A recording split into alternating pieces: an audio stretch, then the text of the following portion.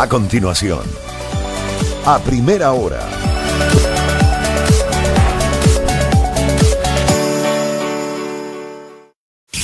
El siguiente programa tiene clasificación A, apta para todo público. Contenido, opinión y informativo. Las opiniones vertidas en este programa son de exclusiva responsabilidad de sus periodistas y entrevistados. Majestad FM respeta la libertad de expresión con responsabilidad.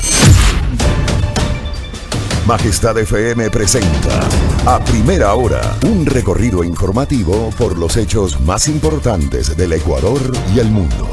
Majestad FM presenta a primera hora un recorrido informativo por los hechos más importantes del Ecuador y el mundo. Y la opinión fresca, diversa y plural. Al aire, los contertulios Fabricio Vela y Alexis Moncayo. Bienvenidos.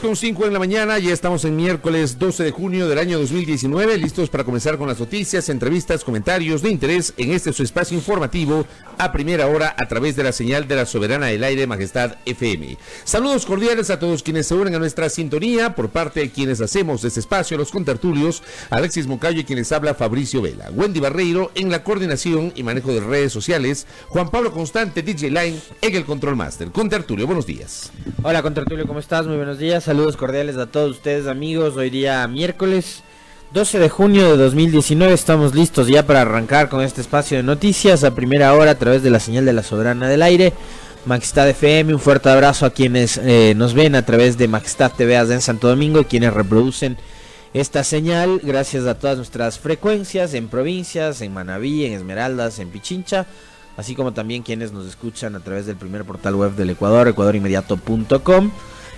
Bienvenidos siempre sus comentarios, sus críticas, sus análisis, sus sugerencias, etcétera. Aquí nuestra cuenta de Twitter a su disposición, @primera_hora_EC. No se olviden también de comentar a través de la fanpage de Majestad TV y a primera hora con Tertulio. Que tenemos una agenda súper interesante hoy, ¿no? Sí. Nutrida. Sí, nutrida, variada, de temas de actualidad. Estará con nosotros, para empezar, Alexandra Córdoba, la madre del joven David Romo, que sigue desaparecido. Realmente la historia de la señora Córdoba, realmente terrible, conmovedora. No sabe qué mismo pasó con su hijo, ella sigue en la lucha y estará con uno de sus abogados, Byron Ayala. Nos va a hablar sobre el estado del proceso, que ha tenido algunas novedades en los últimos días. El analista petrolero y político Augusto Tandazo también visitará nuestra mesa de trabajo, algunos temas para comentar con él, la última decisión adoptada respecto del proceso relacionado a la adjudicación del contrato para la explotación petrolera del Campo Singue, así como también a nivel político la finalización de este periodo de transición en el Consejo de Participación Ciudadana y Control Social. Y el vicepresidente del Consejo Nacional Electoral, Enrique Pita, también estará con nosotros. Pasaremos revista al conflicto interno en el Consejo Nacional Electoral. Buenos días, esto es A Primera Hora, iniciamos con los titulares. El siguiente segmento tiene contenido y informativo. En A Primera Hora, los titulares de la jornada de hoy.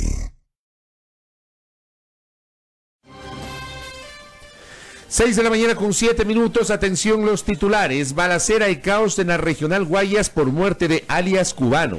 En el caso Arroz Verde, el cuaderno que se atribuye a la ex jueza Pamela Martínez, detenida, es original. Fiscalización en la Asamblea no descarta convocar al presidente Lenín Moreno por caso Arroz Verde. El Banco Mundial aprueba segundo desembolso para el país. 3 comisiones de la Asamblea cumplen 28 días sin funcionar. Consejo de Participación Transitorio pone fin a su gestión. 6:08 en la mañana.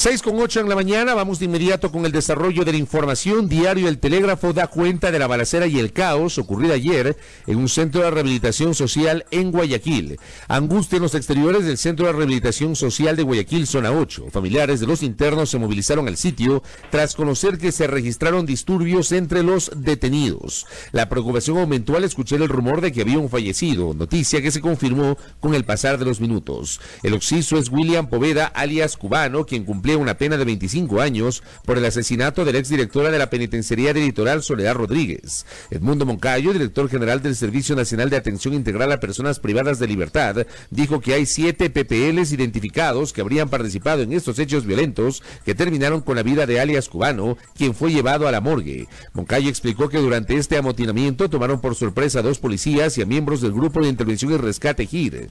Luego, mediante el Comité de Crisis, se procedió a negociar para liberar a los policías. Además, precisó que un arma fue decomisada y actualmente se encuentra investigando al resto de privados de libertad que participaron en el hecho. Así también, miembros de grupos especializados y tácticos como la DINASED y la Policía Nacional estaban haciendo operaciones en el interior del pabellón donde ocurrió el hecho. Patricio Vázquez, defensor del Cubano, confirmó la muerte de este privado de libertad. Nosotros denunciamos por escrito a las autoridades pertinentes sobre la seguridad de su defendido. Fuimos obligados a ir donde un juez de garantías penitenciarias para que dejen subsistente una orden arbitraria, inconstitucional e ilegal, a través de la cual mi defendido, dijo el abogado, fue movido del pabellón transitorio donde estaba por seguridad y salud a máxima seguridad. Por su parte, Colombia Salazar, madre de la víctima, acotó que su hijo corría peligro en prisión y que ya había sido víctima de 3 atentados en el año 2011. 6 de la mañana con 10 minutos.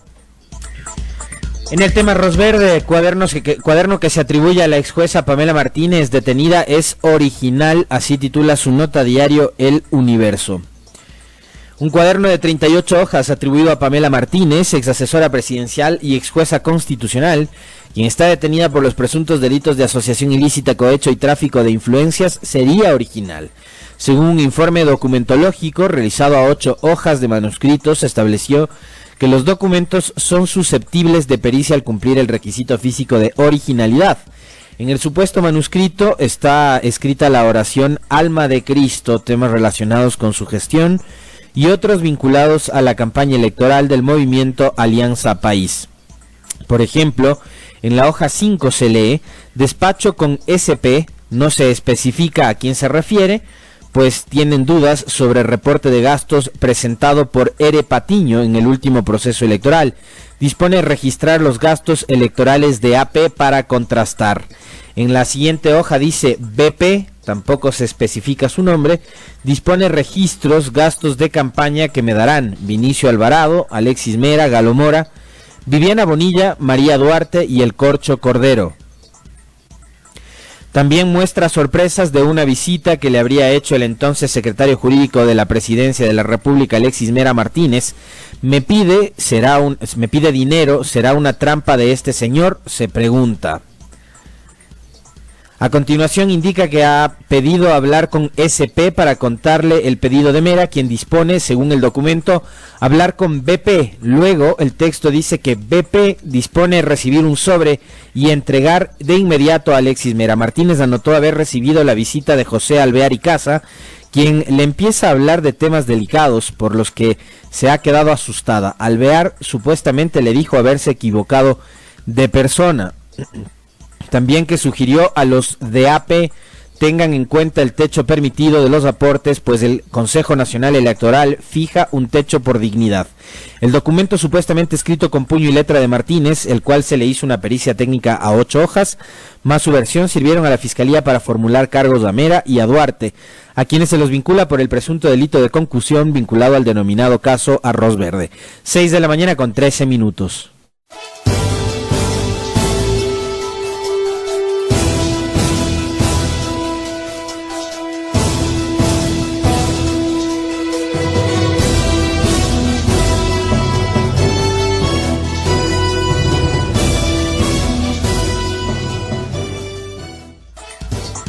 Seguimos informando, 6 de la mañana con 13 minutos, sobre el mismo caso Arroz Verde. EcuadorInmediato.com da cuenta que la Comisión de Fiscalización de la Asamblea no descarta convocar al presidente Lenín Moreno. La presidenta de este órgano parlamentario, Joana Cedeño, anunció que existe mucha tela por cortar dentro del caso Arroz Verde sobre supuestas contribuciones irregulares a la campaña electoral de Alianza País de 2013 y 2014, así como las elecciones presidenciales de 2017. Aseguró que llamará a todas las personas mencionadas, aunque sea el presidente Moreno. La última publicación periodística del portal La Fuente en el caso Arroz Verde, en la que se revela una supuesta estructura de donaciones y financiación irregular para gastos electorales de la campaña presidencial del 2017, habría sido por un total de $7.7 millones. Ayer martes, la presidenta de la Comisión Fiscalizadora anunció que realizarán todas las diligencias que corresponden para investigar este tema. Entre esas, dijo, un control político a instituciones públicas que han sido mencionadas en la investigación periodística, así como convocar a todas las autoridades y exfuncionarios que aparecen en la nota periodística. Aunque sea el presidente Lenín Moreno, que no creo que se opondría si fuese el caso, pero es un tema que todavía hay que analizar, afirmó la legisladora. 6:14 en la primera hora. Consejo de Participación Ciudadana de Transición pone fin a su gestión, nota de diario La Hora. El Consejo de Participación Ciudadana Transitorio aprobó ayer el cierre de mandato, con lo que se pone fin a 15 meses de gestión en donde se trabajó en base a lo que determinó la pregunta 3 de la consulta popular, aprobada en la consulta de febrero del 2018, evaluación y cese de autoridades, designación a través de concursos de sus reemplazos y combate a la corrupción. A la última sesión del pleno del organismo, que se cumplió en la sede de la ex Semplades, asistieron los consejeros transitorios Pablo Dávila, Luis Macas, Eduardo Mendoza, Luis Hernández y Miriam Félix. Estuvo ausente Javier Zavala Egas. La sesión se cumplió debido a que se notificó que mañana se procederá a efectuar en la Asamblea la posesión oficial de las nuevas autoridades del organismo electas el último 24 de marzo. Sobre los cuestionamientos de los consejeros entrantes por la falta de acercamientos con los salientes para cumplir con un proceso de transición ordenado, el secretario del Consejo Transitorio, Darwin Seraquibe, manifestó que se intentó comunicar por 2 ocasiones con los consejeros electos Juan Carlos Tuarés y Cristian Cruz sin obtener resultados. Antes, la consejera Rosa Chalá se reunió con Julio César Trujillo, presidente del transitorio ya fallecido, donde se le hizo una presentación breve de las actividades que venía encaminando el Consejo Transitorio. 6 de la mañana con 16 minutos.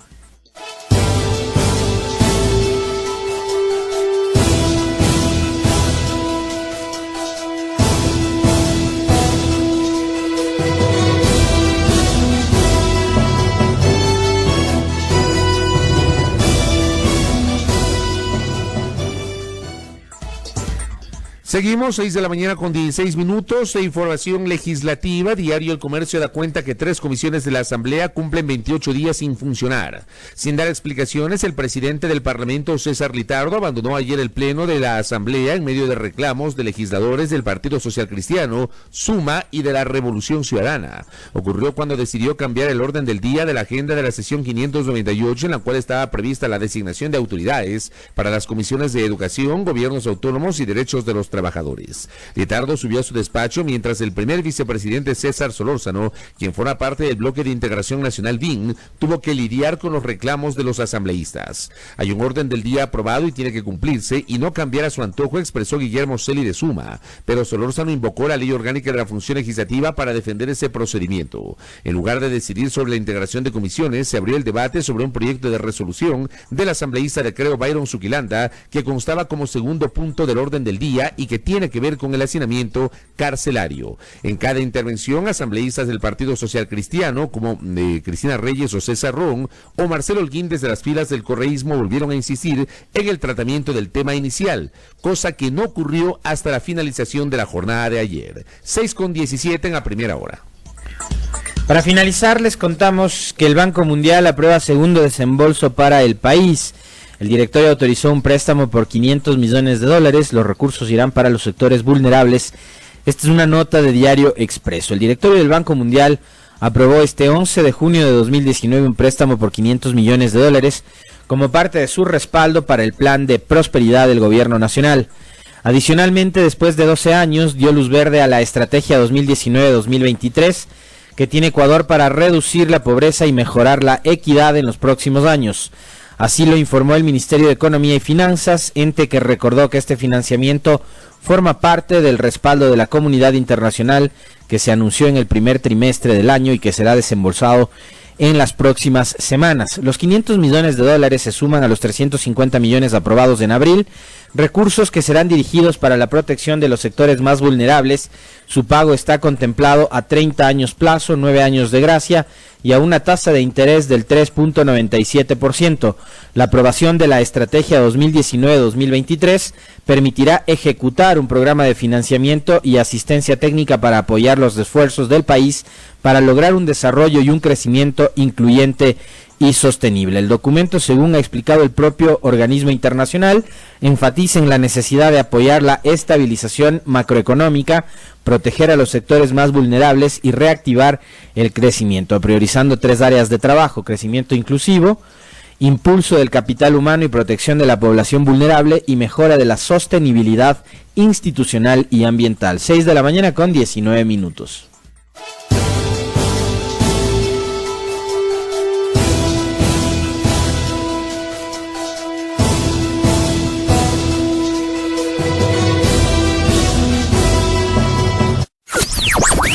El siguiente segmento tiene contenido o opinión.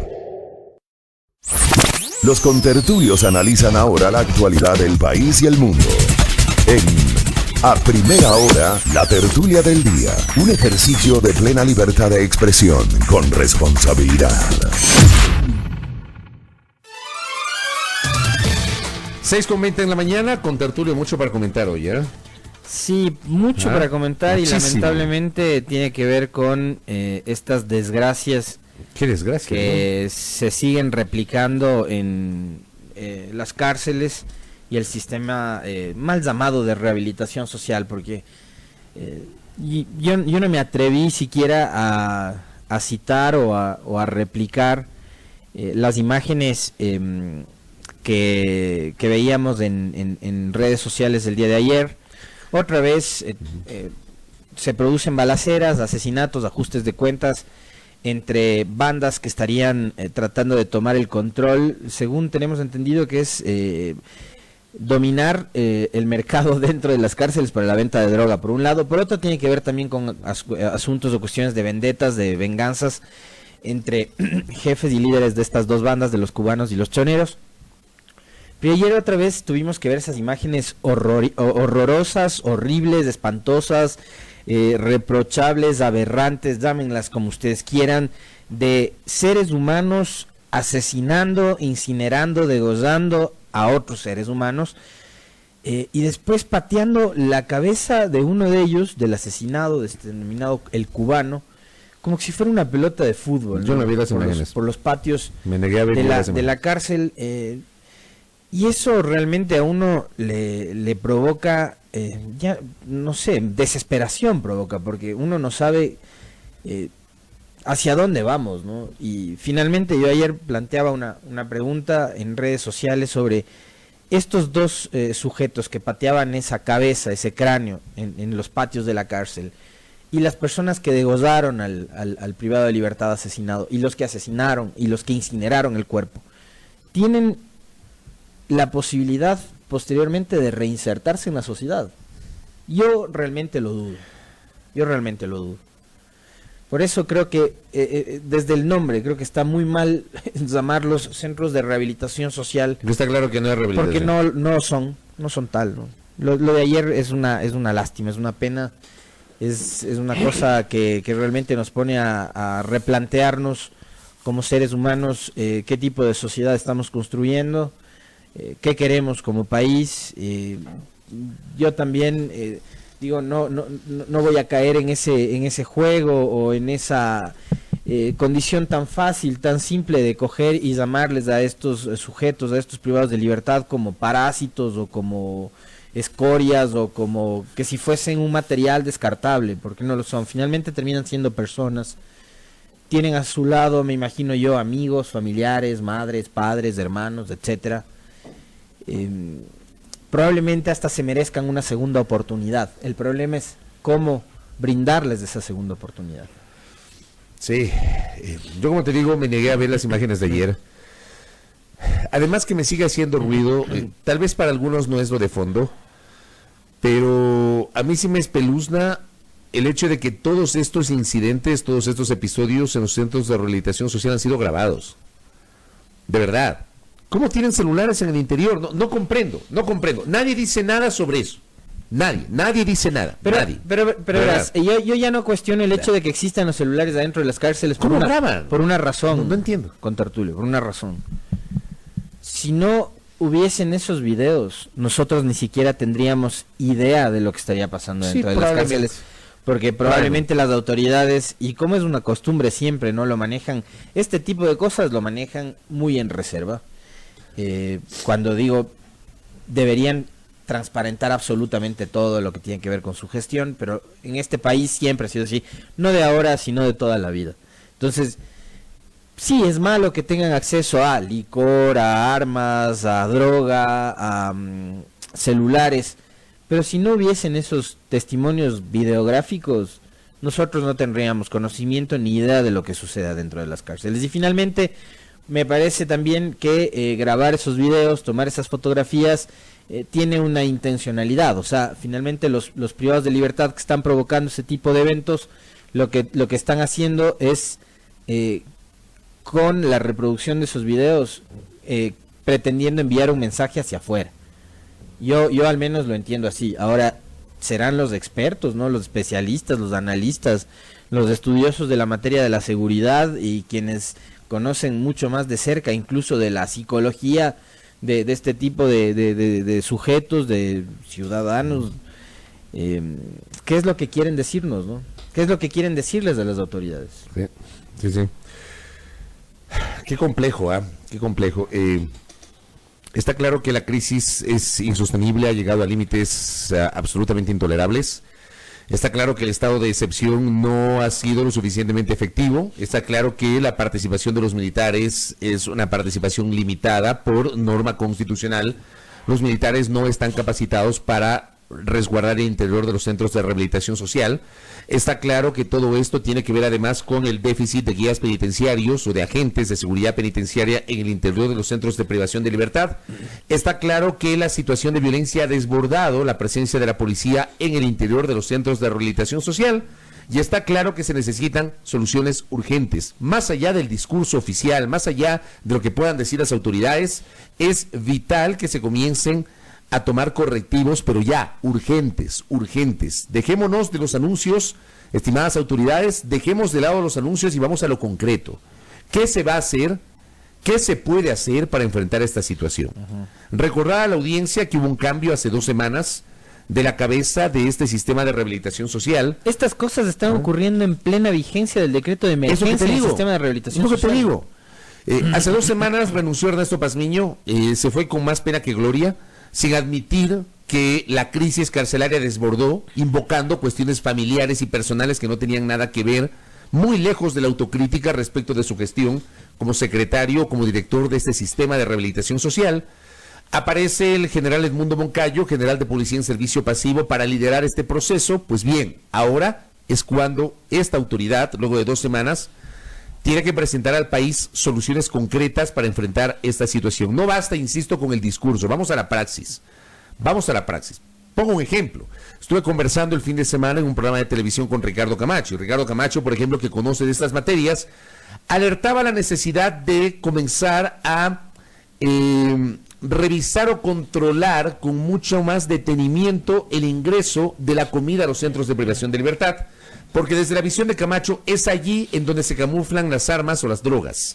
Por ejemplo, cuando ingresan los panes, sí, dentro de los panes, ¿no? Ya. Ahí meten las cosas. O los quintales de arroz, o los quintales de papas, o los quintales de azúcar. Ahí camuflan las armas de fuego, las armas blancas. Porque claro, ¿cómo tú entiendes que en el interior de las cárceles hay armas de fuego y armas blancas que sirven para que ocurran estos hechos? Van a tener que poner escáneres tanto para controlar el ingreso de las visitas como también los escáneres que hay en las aduanas para controlar los contenedores.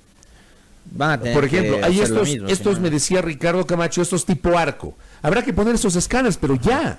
Esto es ya.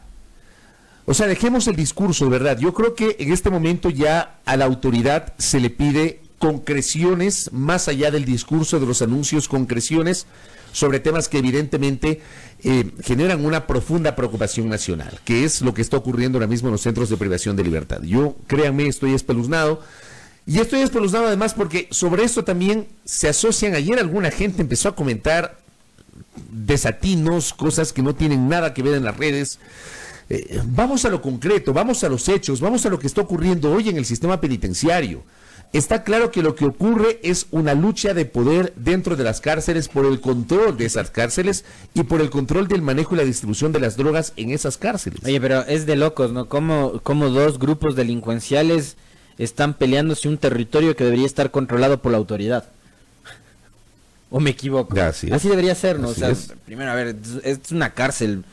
No es un establecimiento de apuestas, ¿no? Sí, o sea, pues. Perdóname, ¿para qué están los guías o para qué está la policía que desde la vigencia del decreto de emergencia debería tener mayor nivel de participación o control? Sí, es decir, yo creo que ya es momento de ofrecer al país decisiones. Si sabes que hay bandas, secretas, claro. si sabes que hay bandas dentro de las cárceles, ¿por qué no desarticulas de esas bandas? ¿Por qué no separas a los PPL que pertenecen a las mismas bandas y les envías a otros centros penitenciarios o los separas de pabellones o cosas por el ¿Eso estilo? se hace con qué? Se hace con estrategia. Eso se hace con una planificación, con estrategia. Ahora, ¿Existe ese plan? Si los tienes juntos, vas a permitir que sigan coordinando acciones, que sigan manejándose ¿Sabes cuál es la como impresión que equipo? yo tengo? ¿Sabes la impresión que yo tengo? Que el estado de excepción fue decretado sin tener junto a esa decisión presidencial un plan de acción concreto con soluciones como lo que tú acabas de mencionar. Si es que el problema son las bandas o determinados sujetos o personajes, hay que separarlos, hay que cambiarlos de lugar. Digo, estamos planteando un tema hipotético si es que ese es el problema. Pero a mí lo que me invita a pensar es que la decisión fue totalmente aislada y no estuvo acompañada de un plan de acción que signifique tomar correctivos urgentes y otros de mediano plazo, porque claro, uno de los temas de mediano plazo es la dotación de nuevos guías penitenciarios. Eso no se hace de la noche a la mañana. Y además, tienes que seleccionar gente para sus puestos, no puedes llegar cualquiera y ya soy guía. Tienes que hacer una selección, tienes que elegir a la gente, tienes que capacitar a esa gente, porque no Eso cualquiera no se hace, está listo para ser guía penitenciario. Eso no se hace de la noche a la mañana. El Flaco Sánchez me dice, es tan difícil organizar las salidas a patios y espacios. Lo que hacen es que les abren las puertas en las mañanas y los encierran de noche. No hay ningún tipo de organización basada en terapias ocupacionales. Es un desastre lo que está pasando en los centros de privación de libertad. El colega Andrés Reliche nos escribe y dice, un mes de la emergencia, 9 muertos, siguen armas y celulares en las cárceles, la violencia no para, más bien se incrementa. Armas, celulares, droga, alcohol. Y está pasando en Guayaquil, no solamente en la penitenciaría, sino en la cárcel de la zona 8. Está pasando en el Turi. Ayer también hubo imágenes en el Turi, provincia de la Suay, imágenes de un amotinamiento en el Turi, y está pasando en la Tacunga, que son los 3 centros de privación de libertad, o los 3 complejos más grandes que tiene la República. Y no saques de la lista Esmeraldas, que fue donde empezó también el tema de los amotinamientos, ¿no? Hace algunos meses atrás hubo 2 eventos que, según los especialistas en temas de seguridad, estaban relacionados o vinculados. Tanto en Esmeraldas como en la Tacunga hubo intentos de amotinamiento y de causar caos, así que Esmeraldas también atraviesa por el mismo problema. Ahora, el asunto es, ¿esto se soluciona con más cárceles, con más guías? ¿Con qué se soluciona esto? ¿No? Para empezar con para empezar con un plan. O sea, yo quisiera saber, respetuosamente lo planteo, yo quisiera saber si existe un plan, pero un plan con plazos, un plan con un diseño concreto sobre qué hacer con el sistema de rehabilitación social. Primero un plan. Después de ese plan tiene que haber una derivación a la organización. ¿Cómo organizas a los centros de privación de libertad? Y luego las medidas más urgentes. Esto del escáner tipo arco para revisar el ingreso de la comida a las cárceles del país.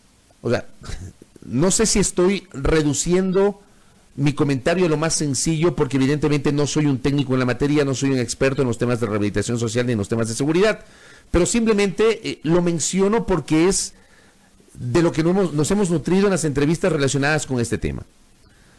Hace falta un plan, Si es que lo hay, ¿por qué no se lo aplica? Si es que se lo aplica, está claro que es insuficiente. Y que es preciso que en este momento las autoridades, de existir ese plan, reformulen su aplicación.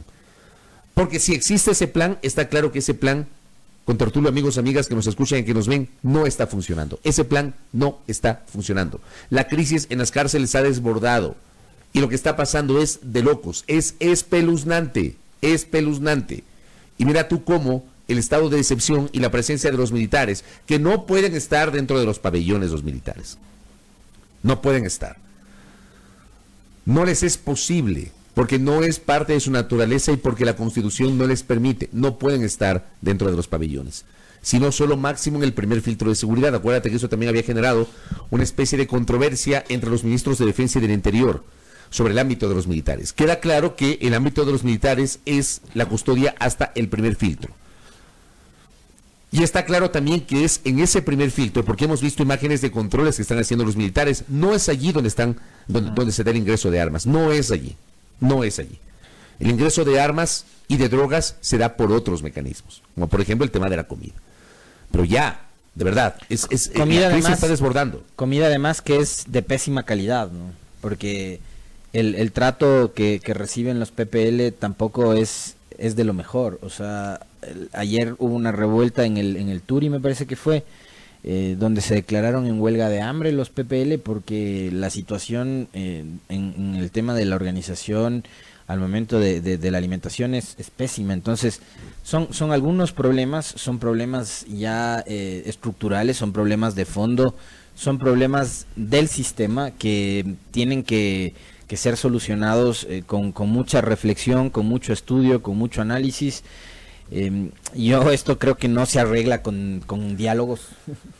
Me vas a disculpar, no. Pero esto se arregla tomando medidas y tomando acciones y ejecutándolas, porque si nos quedamos solo en la declaración de prensa y en la destitución de 1 o 2 funcionarios de tercer, cuarto nivel, las cosas así no se van a arreglar si es que no nos sentamos a, como tú bien decías hace un momento, diseñar un plan, una estrategia para enfrentar esto, no digamos pensando en el largo plazo, sino pensando en el corto, en el mediano y en el largo plazo. O sea, porque tienes que tomar medidas urgentes ya, porque en plena vigencia de la declaratoria de emergencia se están matando los privados de libertad, y porque además tienes que pensar que este tema puede complicarse a futuro, ¿no? Ahora mismo, y esto lo hemos repetido nosotros ya de manera incansable, así como los otros medios hablan de corrupción todos los días, nosotros aquí venimos diciendo desde hace varias semanas que la capacidad de los sistemas de rehabilitación social para receptar, para recibir privados de libertad ya rebasó. Hay 41,000 privados de libertad en un sistema que está apto y habilitado para 21,000 personas. Entonces tienes un sistema totalmente rebasado. Tienes un sistema que prácticamente ha colapsado, y esas fueron palabras del propio Ernesto Pazmiño, ex director del Servicio de Atención Integral para Personas Privadas de Libertad. No lo estamos inventando nosotros ahora. O sea, quien estaba encargado del manejo de las cárceles fue quien dijo: señores, es necesario declarar la emergencia, señores, el sistema ha colapsado, señores, hay que evitar mayores desgracias, y se le iba dando largas al asunto hasta que finalmente... Y digamos, él también fue víctima de esa, víctima entre comillas, ¿no? Porque también es uno de los responsables, pero de esa espera en la toma de decisiones termina siendo una de las víctimas, Pazmiño, ¿no? Por no haber tomado las decisiones y ejecutar políticas a tiempo, se vio obligado a renunciar. Entonces, yo sí quiero remontarme también a algo que nosotros lo comentamos acá y que nos lo recuerda David Paz en un tuit.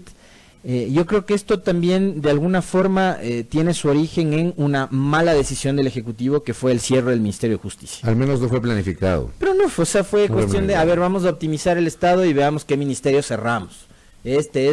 Sin sentarnos a analizar, ¿no? O sea, qué cosas manejan, qué áreas están controladas por la institución y demás, ¿no? Cerraron el Ministerio de Justicia sin planificación, entonces ahí tienes una de las consecuencias, ¿no? Sí, de acuerdo.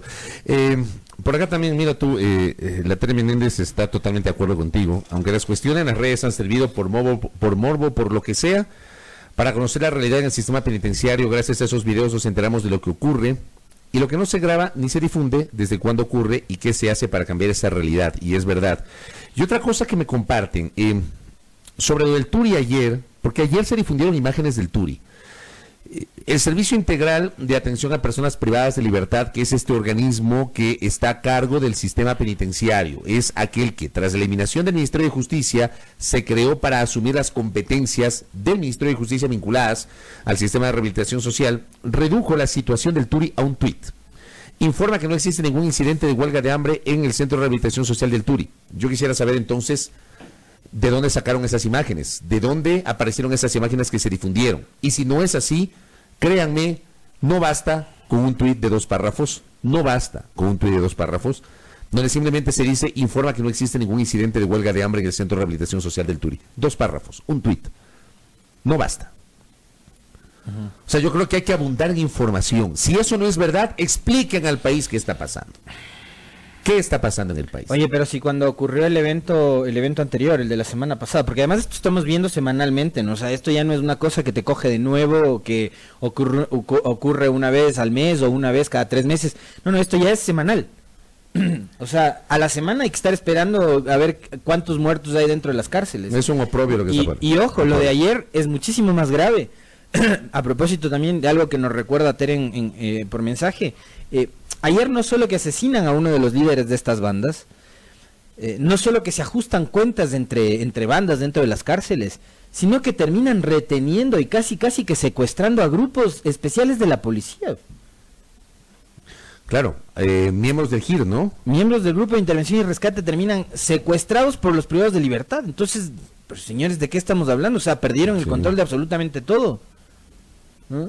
Y ojo, cuidado, pretenden tapar lo que ocurrió ayer con otro evento de carácter político o judicial, porque acá tenemos la reproducción de la caja china igual, semanalmente, ¿no? O sea, un escándalo se tapa con otro, entonces mañana aparecerá algún otro plato de arroz y con eso tapado el tema de las cárceles. Totalmente. Entonces, ojo, ya este tema de las cárceles está cada vez cobrando mayor fuerza, más polémica, y yo creo que hay que darle soluciones, pero ya. Esto es un tema que requiere atención urgente. Cosas mucho más concretas. Cosas mucho más concretas y urgentes, sin duda.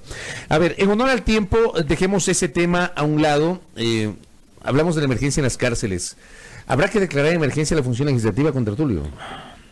¿Qué está pasando en la Asamblea? Oye, es una barbaridad también. ¿Pero qué está pasando en la Asamblea? Estamos 12 de junio. 12, perdón. Casi un mes de gestión del presidente César Litardo. Ojo, no es solo responsabilidad del presidente de la Asamblea Nacional. Yo creo que ahí hay que...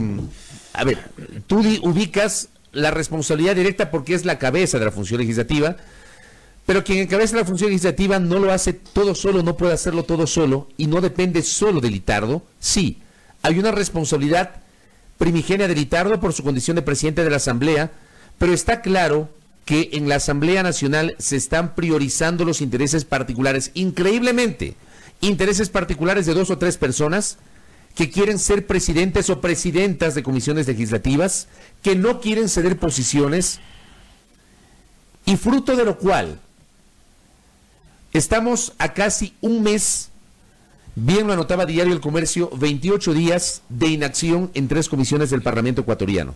La Comisión de Derechos de los Trabajadores, que tiene un papel recontra hiper clave por los temas que se vienen, la Comisión de Educación y la Comisión de Gobiernos Autónomos Descentralizados. Esas 3 comisiones, amigos y amigas, de las 13 comisiones legislativas, esas 3 no tienen ni presidentes ni vicepresidentes y hay una crisis interna, porque resulta que, claro, hay intereses, hay aspiraciones por parte de determinados legisladores y legisladoras.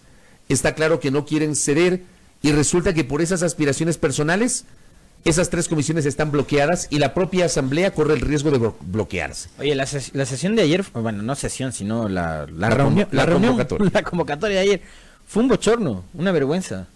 Y un tema adicional, o sea, la convocatoria de ayer era el 5.º intento por solucionar el tema de las comisiones. y no hubo una salida. Se tenía que resolver en la mañana, se postergó para las 15:45 porque además coincidía con el partido de las semifinales del Mundial Sub-20 de la selección. Y ahí también digo, a ver, está bien que todos los ecuatorianos estemos volcados, emocionados, alegres por lo que ha conseguido la selección Sub-20, ya, pero es la asamblea. O sea, a mí cuando me hablan de prioridades, parece que más les importaba el partido de fútbol que resolver sus problemas en las comisiones. Se citaron a las 15:45, dieron las 15:45, las 16, las 16:30 y se dijo no, nueva convocatoria a las 17 horas. Dieron las 17, las 17:30, las 18 y finalmente se suspendió la convocatoria. El presidente Litardo ni se asomó por el pleno de la asamblea. Quien tuvo que recibir o receptar las críticas y los comentarios, como dabas bien tu lectura en la nota, fue César Solórzano, donde de todas las bancadas, incluidas las que no están o no forman parte de este acuerdo, de esta coalición, que a esta hora es un mamotreto, le decían, bueno, tú que hablas con Litardo, por Dios, dile que la asamblea no puede estar estancada, detenida así. Y a las 18:15 más o menos ya empezaron los legisladores a abandonar la sala, ¿no? Hubo episodios, los asambleístas aplaudían como cuando vas a un concierto y hay una demora y la gente empieza a aplaudir para que salga el cantante. Y empieza a silbar. Entonces los asambleístas empezaron a aplaudir, pero el artista nunca apareció. Y sí, yo creo que finalmente en este caso, y aunque suene bochornoso y vergonzoso, creo que todo se reduce a intereses de carácter personal. O sea, tienes a 3 comisiones y a una asamblea en realidad, porque hemos visto que la asamblea un mes, pero eso sí, para ajustar los tiempos de sus vacaciones en el receso, ya están. Eso te iba a decir, del 12 al 23 de agosto ya se van de vacaciones. Ayer ya han sacado el decreto, de una, ya está lista la resolución para irse de receso legislativo, pero para ponerse a trabajar bastante lentos. Oye, entonces todo se reduce a intereses y ambiciones personales. Tengo entendido que 2 de las 3 personas y una de manera más pública, porque lo hizo a través de un tuit, la asambleísta Yanine Cruz de Creo, se habían despojado ya de esos intereses y habían dicho, bueno, así, para destrabar el trabajo legislativo hay que deshacerse de, además creo que son legítimas, ¿no?, aspiraciones personales. Bueno, pues hacemos ese gesto, pero hay otras personas que no, sí, pero no quieren aflojar. La aspiración personal es legítima, desde luego, pero en el momento en el cual tú dices, no tengo chance, tienes que ceder. Sí, por eso te digo, me parece que de las 3 personas hay 2 y una más de frente, que fue la asambleísta Cruz a través de un tuit. A ver, yo sí saludo la postura de Yanine Cruz. Sí saludo la postura de Yanine Cruz, porque habla mucho de lo que es ella. Ella lo dice, y digo, uno puede discrepar o coincidir con la visión de Yanine Cruz, pero a mí me parece que su postura habla mucho de lo que es ella respecto de la necesidad de, frente al momento político, renunciar a una aspiración legítima. Bueno, pero también es como medio tarde, ¿no? Porque tienes un mes detenida la comisión de educación. Ya viendo esto, creo que no quedaba otra. Yanine Cruz la asambleísta Cruz era la coordinadora de su comisión y nunca convocó. No convocó, porque no había votos. Dice Yanine Cruz, la asamblea debe continuar con su trabajo, necesitamos avanzar, los intereses personales y políticos no pueden boicotear su funcionamiento, las comisiones deben estar dirigidas por personas que puedan mantener la gobernabilidad, todos debemos ceder por el bien del país. Palabras de Yanine Cruz. Está claro, Yanine Cruz con ese tuit, sí, puede ser tarde, pero digamos, frente a la coyuntura es lo que hay que hacer.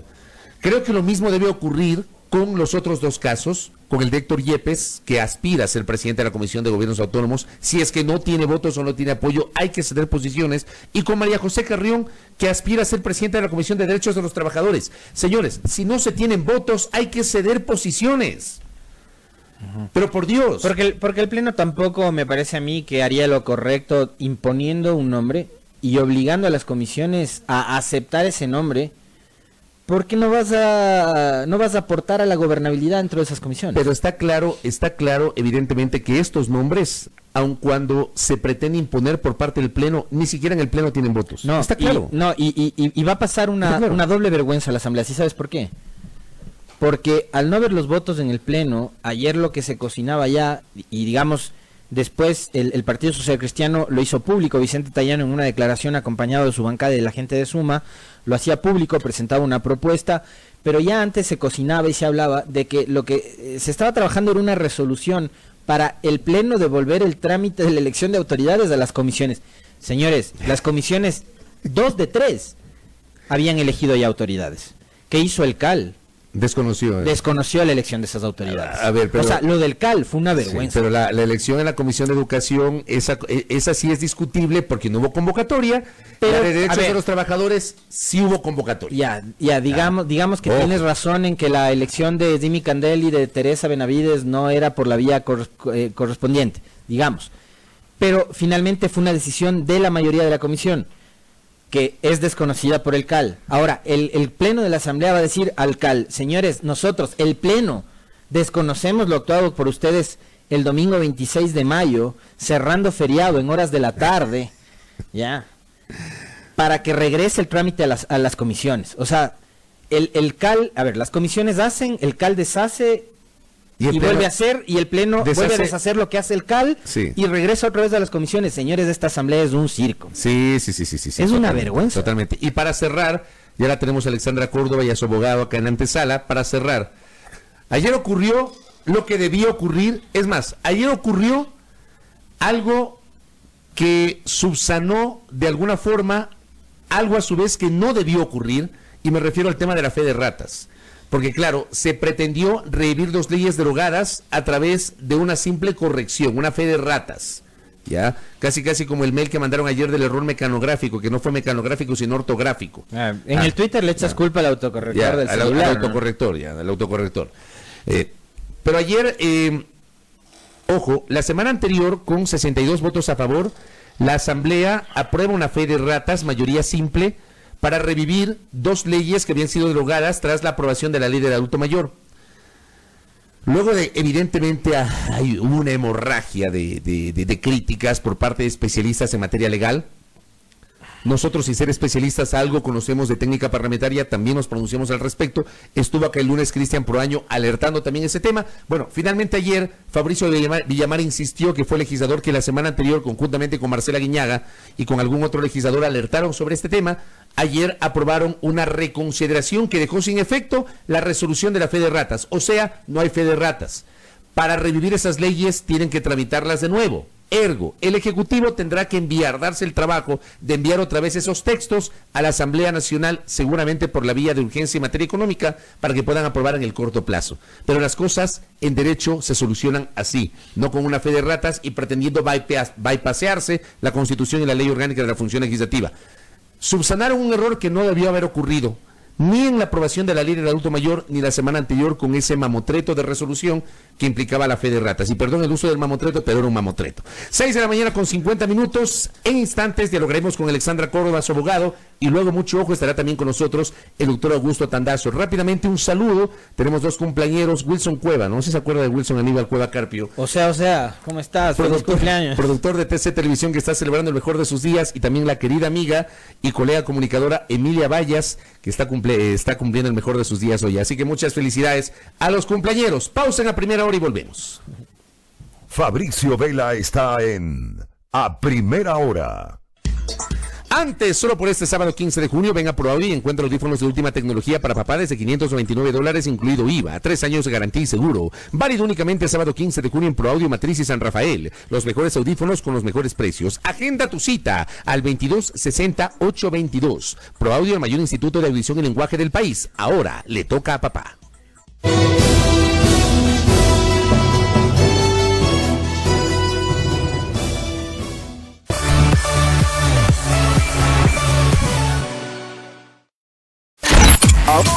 Ahora escucha Majestad FM. Ahora escucha Majestad FM en el canal 3 de TVNet. Majestad FM. Majestad FM. Con todos sus programas, locutores y DJs, están las 24 horas contigo en el canal 3 de TVNet. Majestad FM. La soberana del aire. Ahora en el canal 3 de TVNet. Ahora escucha Majestad FM. Ahora escucha Majestad FM en el canal 3 de TVNet. Majestad FM. Majestad FM. Con todos sus programas, locutores y DJs, están las 24 horas contigo en el canal 3 de TVNet. Majestad FM. La soberana del aire. Ahora en el canal 3 de TVNet.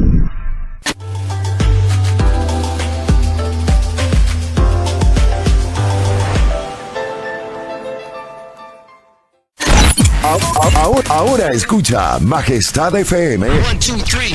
Ahora escucha Majestad FM en el canal 3 de TVNet. Majestad FM. Majestad FM. Con todos sus programas, locutores y DJs, están las 24 horas contigo en el canal 3 de TVNet. Majestad FM. La soberana del aire. Ahora en el canal 3 de TVNet.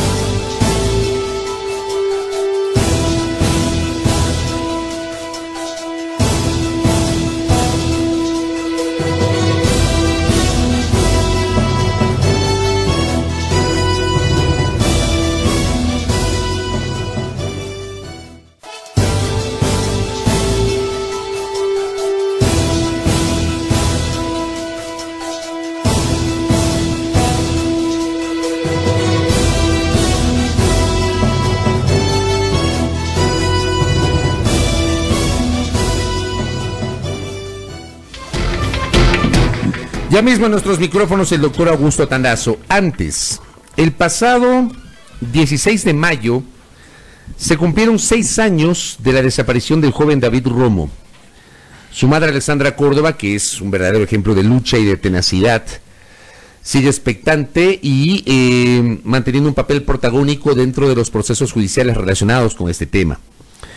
El 6 de junio pasado, Diario El Telégrafo reportaba la comparecencia ante la Fiscalía del expresidente de la Asamblea Nacional, exministro del Interior, José Serrano Salgado, quien se mostró dispuesto a colaborar con el caso David Romo. Decía la nota: la Comisión de la Verdad y Derechos Humanos de la Fiscalía inició una nueva investigación, esta vez por el delito de desaparición forzada. Hablaba justamente de la versión libre y voluntaria de José Serrano, que duró alrededor de 3 horas, tuvo el carácter reservada. Serrano ratificó su decisión de colaborar para que el caso se esclarezca. ¿Cómo ha avanzado este caso? Nos acompaña doña Alexandra Córdoba, madre del joven David Romo, y su abogado, el doctor Byron Ayala. Bienvenidos, Alexandra, ¿cómo está usted? Bienvenidos, doctor, bienvenidos. Muchas gracias. Buenos días, muchas gracias por la invitación. Gracias a ustedes, el caso de David sigue vigente y sobre todo ustedes nos han ayudado a mantener viva la memoria de David Romo Córdoba, que aún continúa desaparecido. Así es, este pasado 5 de junio rindió versión el exministro del Interior, José Serrano, pero de acuerdo a su versión, vivimos en otro país muy diferente al que el doctor Serrano manifestó en su versión. Mientras ahí nos habla de una seguridad y de que se crearon todos los protocolos, incluso mecanismos para la seguridad, esa seguridad no existe. Y lo vivimos todos los días cuando vemos en medios de comunicación un sinnúmero de asesinatos, un sinnúmero de desaparecidos, y el caso de David, que 6 años después continúa desaparecido. Todos sabemos que según las cifras oficiales hay más de 1.500 desaparecidos. Según las cifras de las asociaciones de personas desaparecidas, son un poco más de 4.000 personas. Casos que hasta el día de hoy no son resueltos. Más aún cuando el caso de David desapareció el 16 de mayo del 2013.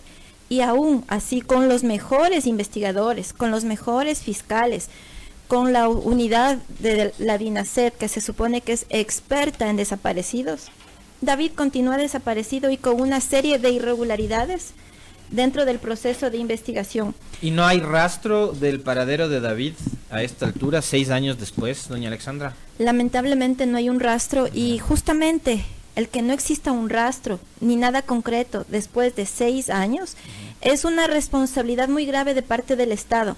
Si el Estado me dice que puso todo el equipo del Estado en la investigación de David, los mejores elementos en el caso de David, entonces, ¿qué hay ahí?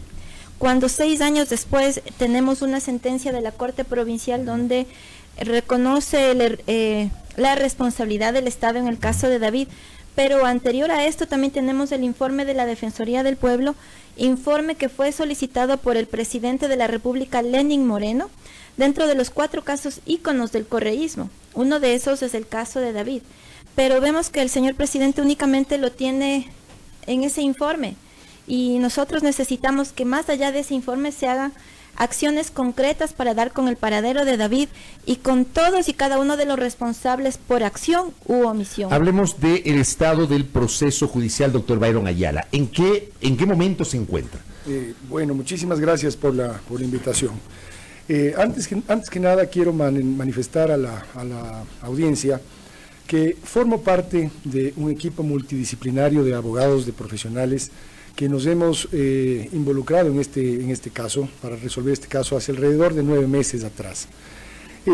Respondiendo a su pregunta, el estado de situación del caso del supuesto delito de asesinato de David Romo Córdoba ha sido declarado nulo por la Sala Especializada de lo Penal de la Corte Provincial de Justicia de Pichincha, quien ha manifestado, y recién el día de ayer, aquí tengo caliente la sentencia que nos ha llegado con fecha 10 de junio, en la parte resolutiva esta sentencia dice que la Sala de la Corte acepta el recurso de apelación interpuesto por la abogada Teresa Cova Gómez, de la Dirección de la Comisión de la Verdad y Derechos Humanos de la Fiscalía General del Estado, declara la nulidad procesal desde la foja 6293 del proceso. Ojo que este es un juicio que tiene 110 cuerpos procesales, o tuvo 110 cuerpos procesales. Esos 10 cuerpos procesales que representan un número indeterminado de diligencias, han regresado a foja 6293. ¿Y por qué a foja 6293? Porque en esta foja, ¿no?, consta la declaratoria de reserva del expediente, dictada por un fiscal de turno de ese entonces, violentando todos los derechos de la víctima y de sus abogados. ¿Cuál fue el argumento para declarar la reserva del expediente?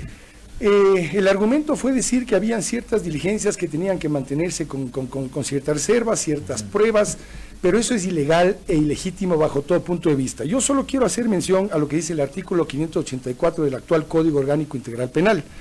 El artículo 584 dice, cuando trata sobre la reserva de la investigación, que las actuaciones de la Fiscalía, o del juzgador, o del personal del Sistema Especializado Integral, ¿no es cierto?, se podrían dejar en reserva para mantener ciertos temas como tal, pero dice, sin perjuicio del derecho de la víctima y de las personas a las cuales se investiga y de sus abogados, de tener acceso inmediato, efectivo y suficiente a las investigaciones cuando así lo soliciten.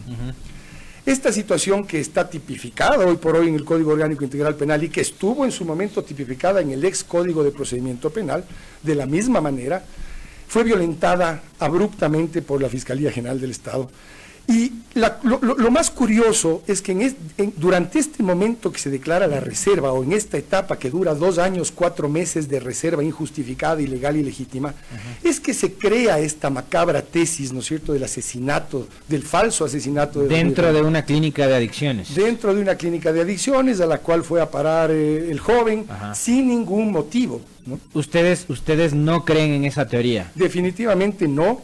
Todas las versiones que se han dado para hacer creer a la sociedad y a la colectividad esa macabra y absurda tesis no tienen sentido. ¿Quién creó esa tesis, doctor? Esa tesis la crea un agente investigativo que fue asignado al caso, que ya rindió sus versiones en fiscalía hace poco en el ahora sí delito de desaparición forzada o denuncia de desaparición forzada que se está ventilando hoy por hoy en la Comisión de la Verdad y Derechos Humanos.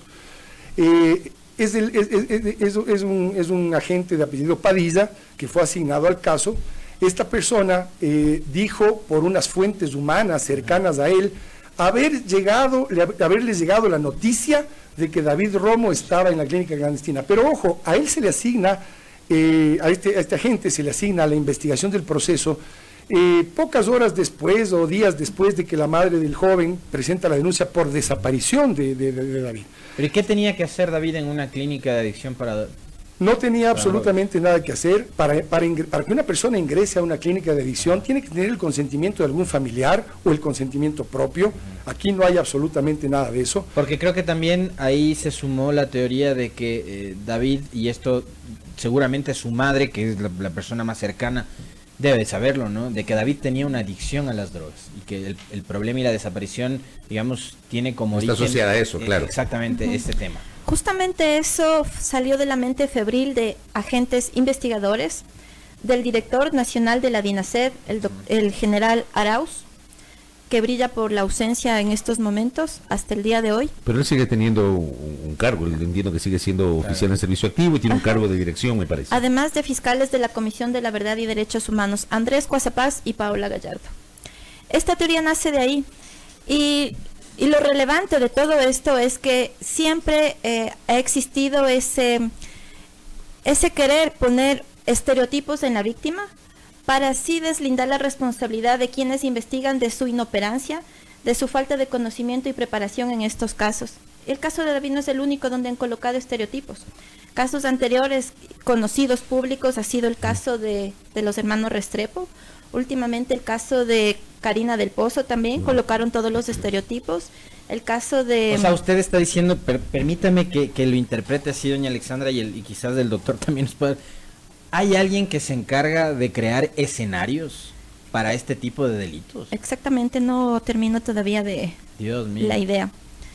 Justamente salió el general Arauz en un medio de comunicación, Visión 360, donde él manifestó públicamente, el general de la DINASED, que tenía toda la certeza de dónde estaba David, de lo que sucedió con David, y que lo que sucedió con David es simplemente que no se lo va a encontrar, aparte de todo lo que manifestó en el programa, porque estaba incinerado, porque con un soplete lo incineraron.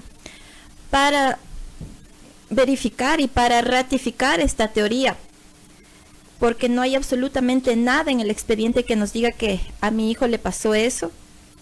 Simplemente me llevaron al Camal Metropolitano a faenar a un cerdo, a matarle, a partirle en la mitad, a sacarle sus vísceras, a cortarle en trozos, y 3 de esos trozos ponerle en una parrilla y quemarlo con un soplete. ¿A usted le llevaron a presenciar todo ese escenario? Mientras hubo 2 años, 4 meses de reserva que yo las denuncié y la denuncié públicamente, a esa diligencia sí me invitaron, para que yo vea lo que pasaba con el cerdo y que acepte esa teoría macabra de fiscalía y policía. Yo, como la madre de David, en estos 6 años he aprendido demasiado de cómo funciona el sistema de justicia, cómo funciona el sistema de investigación, y nunca me he conformado con las pericias que presentan los expertos fiscales, los expertos policías y más aún los expertos peritos, que muchos de ellos se prestan para el juego de fiscales y de investigadores. O sea, usted con el escenario del cerdo querían convencerle de que eso fue lo que sucedió con David. Así es. No sé si ustedes sean padres de familia, pero sí, poniéndose claro. en mi lugar, ustedes van a aceptar una teoría solo porque le llevan a un camal. No, y además Cuando me parece no. un tema de una revictimización espantosa, pues. ¿Cómo le vas a llevar ahí a ver cómo hornean un cerdo para convencerle que eso le hicieron a su hijo? Justamente por el hecho de ser mujer, quisieron que en ese momento yo me derrumbara. Se doblegue.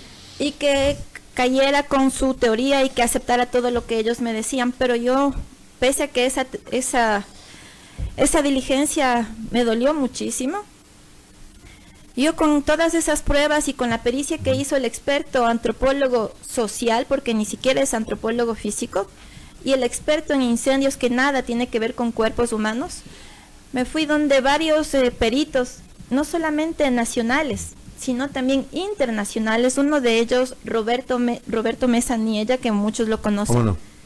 Y todos concluyeron en que con una versión de un adicto no se puede llevar a esa conclusión, y más aún establecer esa pericia como que eso sucedió. Esa pericia hubiera tenido algo de lógica, pero si hubieran llevado una prueba científica contundente, objetiva, de que en realidad eso le sucedió a mi hijo. pero mostrarse únicamente para esa pericia, para cerrar un caso que les incomoda, que les fastidia y que ha mostrado la negligencia de un Estado, simplemente es algo aberrante, y más aún cuando en la audiencia que fue en agosto del 2018, donde se iba a dar la sentencia a estos presuntos responsables, mientras en la audiencia el fiscal, el experto fiscal Andrés Cuazapaz con su equipo de investigadores, aparte de que cayeron en muchas contradicciones todos sus testigos, en plena audiencia recibe una llamada telefónica donde le dice: el cuerpo de David está enterrado en Calderón. El fiscal, las personas que nos estén escuchando, que sean abogados, si en una audiencia estoy sosteniendo una teoría, y en este caso una teoría de asesinato y de incineración con un soplete, ¿cómo un experto fiscal que conocedor de derecho se presta para ir a buscar el cuerpo de David en otro lugar porque está enterrado el cuerpo? O sea, ya no está incinerado sino enterrado. Ese momento vimos que esa teoría del fiscal se cayó y que todo simplemente era armado. Ahora, yo le pregunto al doctor Ayala, esta decisión de nulitar el proceso relacionado con asesinato y generar otro proceso por desaparición forzada, ¿es lo adecuado en derecho eso que procede? A ver, le aclaro su pregunta. El falso delito de asesinato es el que se ha nulitado. Exacto, a eso me refiero, esa parte. Sí, en la audiencia de juzgamiento, cuando se le cayó la tesis a la fiscalía, cuando sucedió lo que acaba de manifestar la señora Córdoba, que el fiscal Cuazapaz, en medio de la audiencia, cuando él sostenía la incineración de David, y recibe una llamada del 1-800 delito diciendo que se encontraba enterrado más bien el joven, y le pide al juez suspender la audiencia. En ese momento la defensa presentó paralelamente una denuncia por desaparición forzada, porque lógicamente el caso estaba más allá de caído. Esa denuncia de desaparición forzada está presentada desde el mes de octubre, me parece, del año 2018, ¿ok?, en la Fiscalía. Hoy por hoy existen dos procesos abiertos en Fiscalía. Uno que es que vuelve a Fojas 6.293, el de asesinato. ¿Ya? Y el segundo proceso abierto es el delito de desaparición forzada. Correcto. Que fue presentado formalmente en el mes de octubre del año 2018. En nuestra opinión personal y profesional, creemos que lo más sensato, lo más lógico, lo más coherente, lo justo, lo legítimo, sería que se acumulen los procesos. Que el proceso de desaparición forzada, que es lo que se tiene que investigar hoy por la responsabilidad flagrante, visible del Estado ecuatoriano en la desaparición de David, que ese proceso de desaparición forzada que está abierto hoy por hoy en Fiscalía absorba al mal dado proceso de asesinato. Por supuesto. Y se convierte en un solo proceso. Y se debería convertir en un solo proceso, y debería recibir todo lo que consta hasta Fojas 6.293. ¿Han hecho ese planteamiento formalmente? Hemos hecho este planteamiento formalmente ante el director de la Comisión de la Verdad y Derechos Humanos de Fiscalía, el doctor Béjar, y lastimosamente él no comparte nuestro criterio. Entendemos que Fiscalía, no es él personalmente, sino Fiscalía como tal, como institución, cree y considera que los dos delitos deben estar aperturados. Situación que para el caso es no le vemos con mucho sentido, ni es legítimo, por supuesto. Nosotros insistiremos en que lo lógico, lo justo, es lo que le acabo de manifestar. ¿Hay todavía personas detenidas por el caso de David? No hay personas detenidas. El caso de David en esta instancia de la Corte Provincial de Pichincha regresó a la foja 6.200 antes de la reserva. Antes de la reserva se llevaba asociación ilícita, pese a que yo el 16 de mayo del 2013 puse la denuncia por desaparición de David. Sin embargo, se llevó asociación ilícita, robo, ocultamiento, trata de personas e incluso homicidio. Anterior a eso, se estaba investigando la desaparición de David como homicidio. Y según lo manifestado por los jueces de la Corte Provincial de Pichincha, el caso regresa a esa foja antes de la reserva para que se investigue la desaparición de David. Pero existe ya un proceso de desaparición forzada. Ante eso, como manifestó el doctor, y lo que yo también sigo insistiendo es que debe ser un solo proceso, más allá de la desaparición forzada, porque la desaparición forzada implica que la el sistema de justicia y la investigación actúe de inmediato, y eso es lo que dicen los estándares internacionales, porque aquí se trata de la vida de una persona y como tal, y manifestado incluso por la Corte Provincial, tiene que actuarse de inmediato. Pero aquí hay un agravante aún más grande, porque mientras los jueces piden que ya no participe nadie, absolutamente ninguno de los investigadores, fiscales y jueces que participaron en el caso de David, hayan sido los procesos que hayan sido, se supone que de acuerdo a los diferentes fiscales de turno, fiscales generales y autoridades, el caso de David estaba con los mejores investigadores, con los mejores fiscales, un centenar de agentes investigadores. ¿Quién va a investigar ahora? Y mi exigencia sigue siendo la misma de hace varios meses atrás, cuando al señor presidente de la República le pedí que forme una comisión internacional para buscar a David y que se traigan expertos internacionales en la investigación, búsqueda y localización de personas. Eso es lo que sigo insistiendo hasta el día de hoy. Sobre eso no ha tenido respuesta. Con eso termino. Sobre eso no ha existido respuesta, sino la única respuesta que hay es que existe independencia de funciones. El presidente delega al Ministerio del Interior, el Ministerio del Interior delega a la Fiscalía, y ahí duerme el sueño de los justos. Correcto. Como siempre en este espacio, una vez más, nuestra expresión, nuestro sentimiento de solidaridad para usted, Alexandra. Cuente, como le hemos dicho en varias ocasiones, con este espacio para que la opinión pública, a través de nuestro noticiero, siga conociendo el desarrollo de estos hechos, y estamos expectantes. Saludamos su tenacidad y siga adelante, Alexandra. Muchas gracias por venir. Muy amable. Doctora Ayala, muy gentil. Muchas gracias. A ustedes, muchas gracias.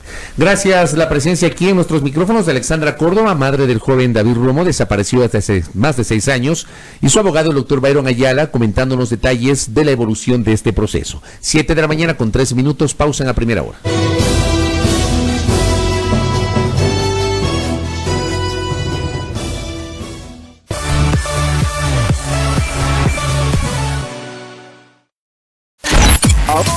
Ahora escucha Majestad FM. Ahora escucha Majestad FM en el canal 3 de TVNet. Majestad FM. Majestad FM. Con todos sus programas, locutores y DJs, están las 24 horas contigo en el canal 3 de TVNet. Majestad FM. La soberana del aire. Ahora en el canal 3 de TVNet.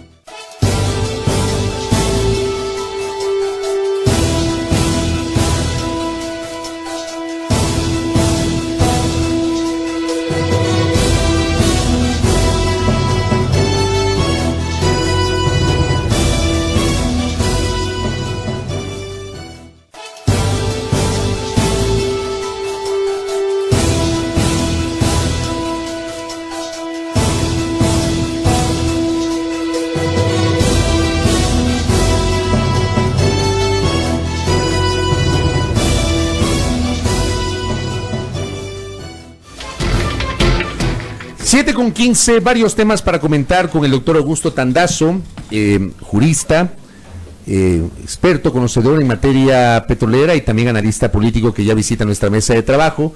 Y quiero empezar este diálogo con Augusto Tandazo a partir de una decisión que ha sido adoptada al inicio de esta semana por la Corte Nacional de Justicia, con base en un pedido formulado por la Fiscalía General del Estado respecto del proceso por la supuesta irregularidad en la adjudicación del contrato para la explotación del denominado Campo Zinc en la provincia de Sucumbíos. Proceso que en marzo generó la vinculación del ex vicepresidente Jorge Glass, en su condición de exministro coordinador de sectores estratégicos, de 2 exministros de la cartera de hidrocarburos, Carlos Pareja Yanuseli y Wilson Pastor, y en esta ocasión, el lunes, han sido vinculados otras personas respecto de este tema. Doctor Tandazo, bienvenido, buenos días. Bienvenido, doctor. Buenos días, Fabricio y Alexis. Un saludo a los radioyentes y a las órdenes. ¿Cómo evaluamos la decisión adoptada este lunes sobre el campo Singue? El campo Singue no es la decisión que tomaron hace pocos días. El campo Singue es un invento de la Contraloría General del Estado, derivado de la pobreza en conocimiento y en experiencia de su personal, que creó una ficción de una irregularidad donde no existía. Pero yo lo único que sostengo como tesis es esto, para que se vea que yo no estoy defendiendo a nadie en particular. Lo que han actuado con el caso Singue van a tener que replicarlo con los demás contratos petroleros. ¿Por qué lo dice? Porque esa lógica de razonamiento que llevaron adelante en el caso Singue tiene que llevarlo con los demás. Por ejemplo, que tenía que presentarse la tarifa desagregada. ¿Cuáles de los otros decenas de contratos se ha presentado la tarifa desagregada? ¿Se presenta una sola tarifa? Sí, la tarifa, pero la empresa no está obligada a desagregar. ¿A ¿Por explicar qué? en qué consiste la tarifa? ¿Por qué? Porque un componente de la tarifa es el riesgo. Y el riesgo para el Estado es uno, para la empresa es otro. Entonces nos van a poner de acuerdo. Estamos hablando de la tarifa de producción de barril. La tarifa que le paga el Estado por producir un barril. Okay. Segundo, el tema de que había que explotar nada más que las reservas que les entregaron en el campo y que cualquier incremento de las reservas se lo veía como algo anormal. Pero si el objeto de un contrato petrolero no es que explote lo que existe, sino que incremente. Explorar más para que incremente reservas y mejore la producción. Todo negocio es para buscar ganancias. Para buscar ganancias donde el Estado es el principal beneficiario. ¿Y en este caso eso ocurrió? Eso y muchísimo más. Ejemplo, la tarifa tenía que ser una tarifa de acuerdo a la reglamentación negociada. Era una tarifa que nacía de el acuerdo entre el Estado y la empresa. La empresa, el consorcio ofrece una tarifa de $34.50. Llegan a firmar el contrato con 33.50. Según la Contraloría, cree que la tarifa debió ser 32.45, pero es lo que cree la Contraloría. Pero además, lo hace basado en la estimación de reservas, pero no se da cuenta la Contraloría que las reservas son estimadas, así, incluso las probadas son estimadas, peor las probables y mucho menor las posibles. Oiga, doctor, el campo Singue es uno de los campos más apetecidos, tenía mucha reserva petrolera. Porque yo sabía que estaba votado ahí, ¿no? Es un campo que estaba votado más o menos 18 años. Y estaba a cargo de Petroecuador. De Petroecuador, Petroproducción, y nadie quería ese campo. ¿Y por qué entonces entran este consorcio de Geoil y la Gente Oil? Porque así es la industria petrolera. Se dice que los teólogos se parecen a los geólogos, porque los teólogos de todas las religiones a veces elucubran mucho sobre qué es lo que hay de la tierra para arriba, y los geólogos es lo mismo, la única forma para abajo. Los geólogos lo único que pueden es determinar probabilidades. La única forma de saber si hay petróleo y en las cantidades que se puede presumir que hay es perforando. Pero el campo Singue era, digamos, apetecido o no? No, para nada. Cuando se hizo la convocatoria para adjudicar el contrato, hubo una intensa, digamos, participación de empresas. Hubo una sola oferta. Eso demostraba que a las empresas no les interesaba Singue. Y entonces el consorcio de EGC que encontró petróleo y mejoró la producción petrolera, y eso ha sido un delito para la Contraloría General del Estado. Según Silvana Pastor, en 5 años, $400 millones de beneficio para el país. Más o menos así, pero ya que me tocan ese tema, a ver, les voy a decir algo. Porque uno tiene que tener, lo que tenemos en la cabeza no es solamente para peinarse. En mi caso no. Es también para pensar, pues. O sea, mientras en la justicia ecuatoriana están debatiendo el caso Gente Oil, está incoado el procedimiento arbitral que ya mismo comienza de Gente Oil contra el Estado ecuatoriano. Entonces, ¿qué va a pasar con Gente Oil? Que como tiene todos los argumentos técnicos, que no los conoce la Contraloría, no los quiere ver, por sus deficiencias técnicas, su desconocimiento. Gente Oil, eso me la juego, pero así les firmo ante notario. Gente Oil le sacará al Estado una cifra espeluznante de dinero por haberle creado el problemón en el contrato. y entonces ya se acabará el circo, ya meterán presos a X personas, y el Estado tendrá que pagar unas centenares de millones de dólares por este caso. Pero después se podría hacer un proceso de repetición en contra del actual Contralor, ¿o no? Del Contralor, de los fiscales, que lo que han hecho creer a pie juntillas, sin un análisis previo de lo que dijo la Contraloría del Estado en este caso, que no tiene ningún tipo de sustento técnico. Si el Estado ha ganado más, entonces, ¿cómo se entiende este proceso?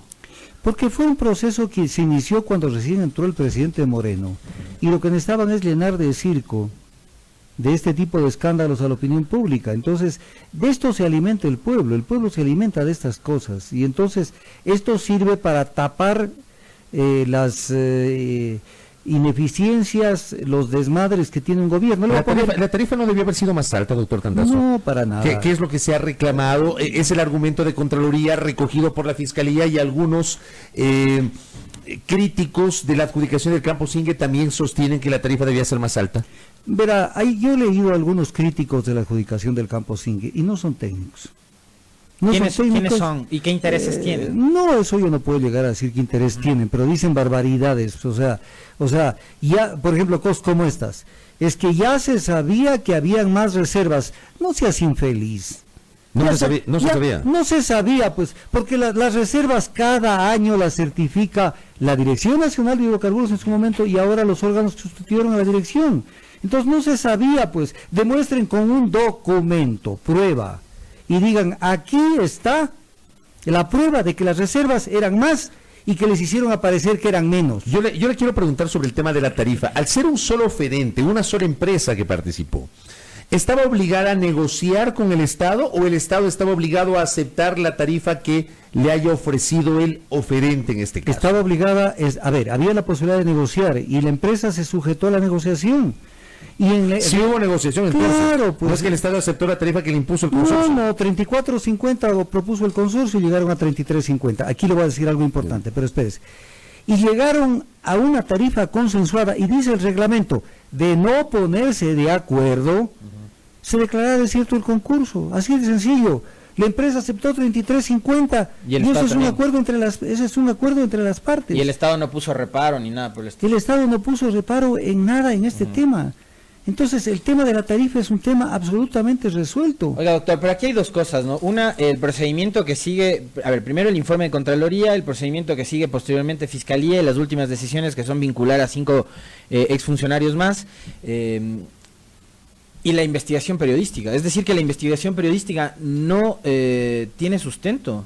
No tiene sustento. Porque además Fernando Villavicencio, en una entrevista la semana pasada, dice que además de estas 5 personas que fueron ya vinculadas al caso, Rafael Correa también debería tener relación con él, y que debería ser llamado a juicio. ¿Y qué tiene que ver Rafael Correa en este tema? Explíquenos usted, que es el experto. Él conocía la tarifa, dice. Él no conocía absolutamente. Ivonne Favara también había mencionado, me parece. Ivonne Favara era la secretaria de Hidrocarburos. Ella sí podía haber conocido de esto, y a posteriori además. Porque cuando se discute, Ivonne Favara no era la secretaria de Hidrocarburos. Pero el presidente Correa, él lo que recibe es una carta de Digoil, en algún momento, donde le dice, vea, ayúdenos porque tenemos una inversión realizada con otro consorcio, con el consorcio petrolero amazónico, para los campos Pucuni y Singue, en el anterior contrato que lo terminaron unilateralmente. Y le dice, ayúdenos porque tenemos una inversión.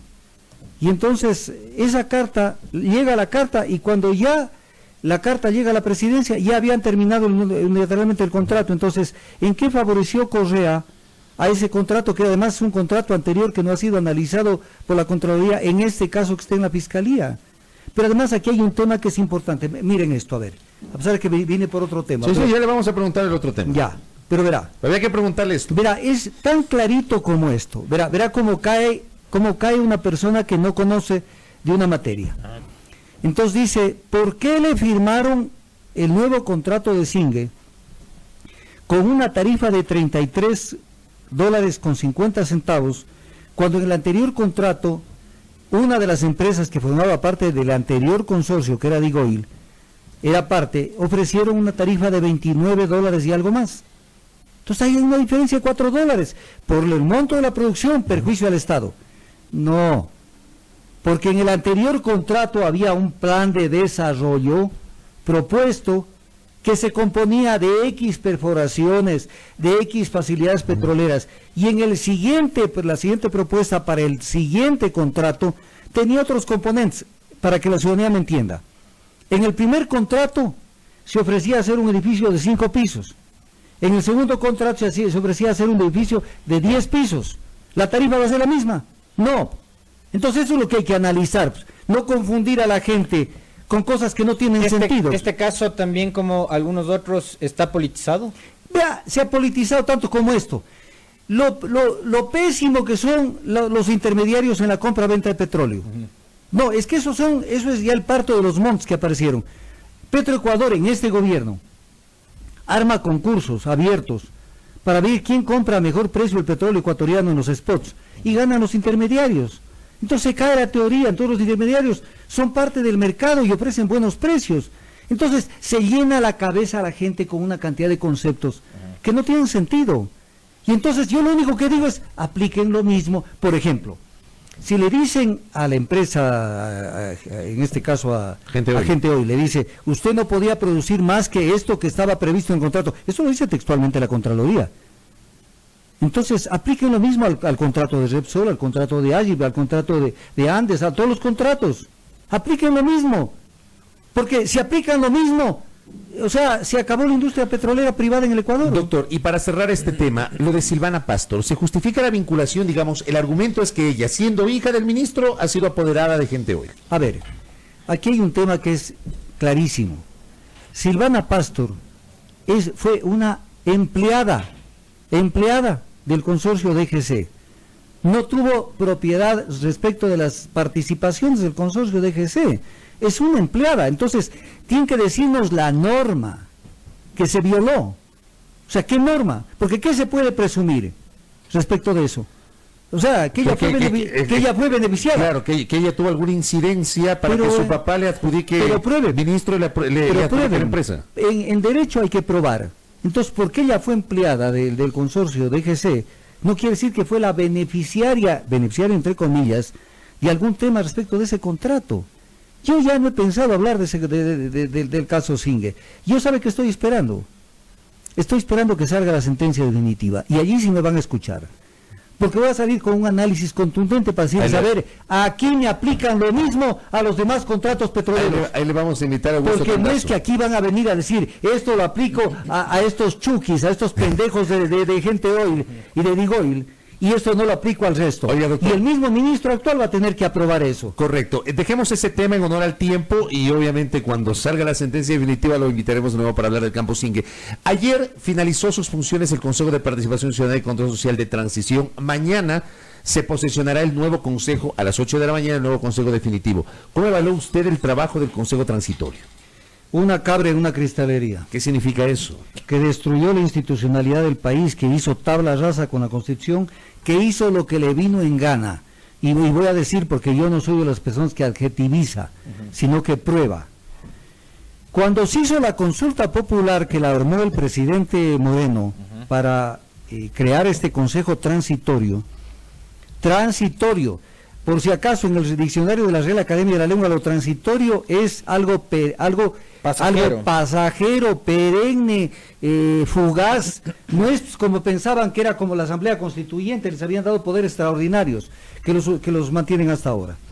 Y se creó esto que el presidente Moreno lo sostuvo. Tenemos que llevar este tema que el pueblo elija a los miembros del Consejo de Participación mediante votación popular.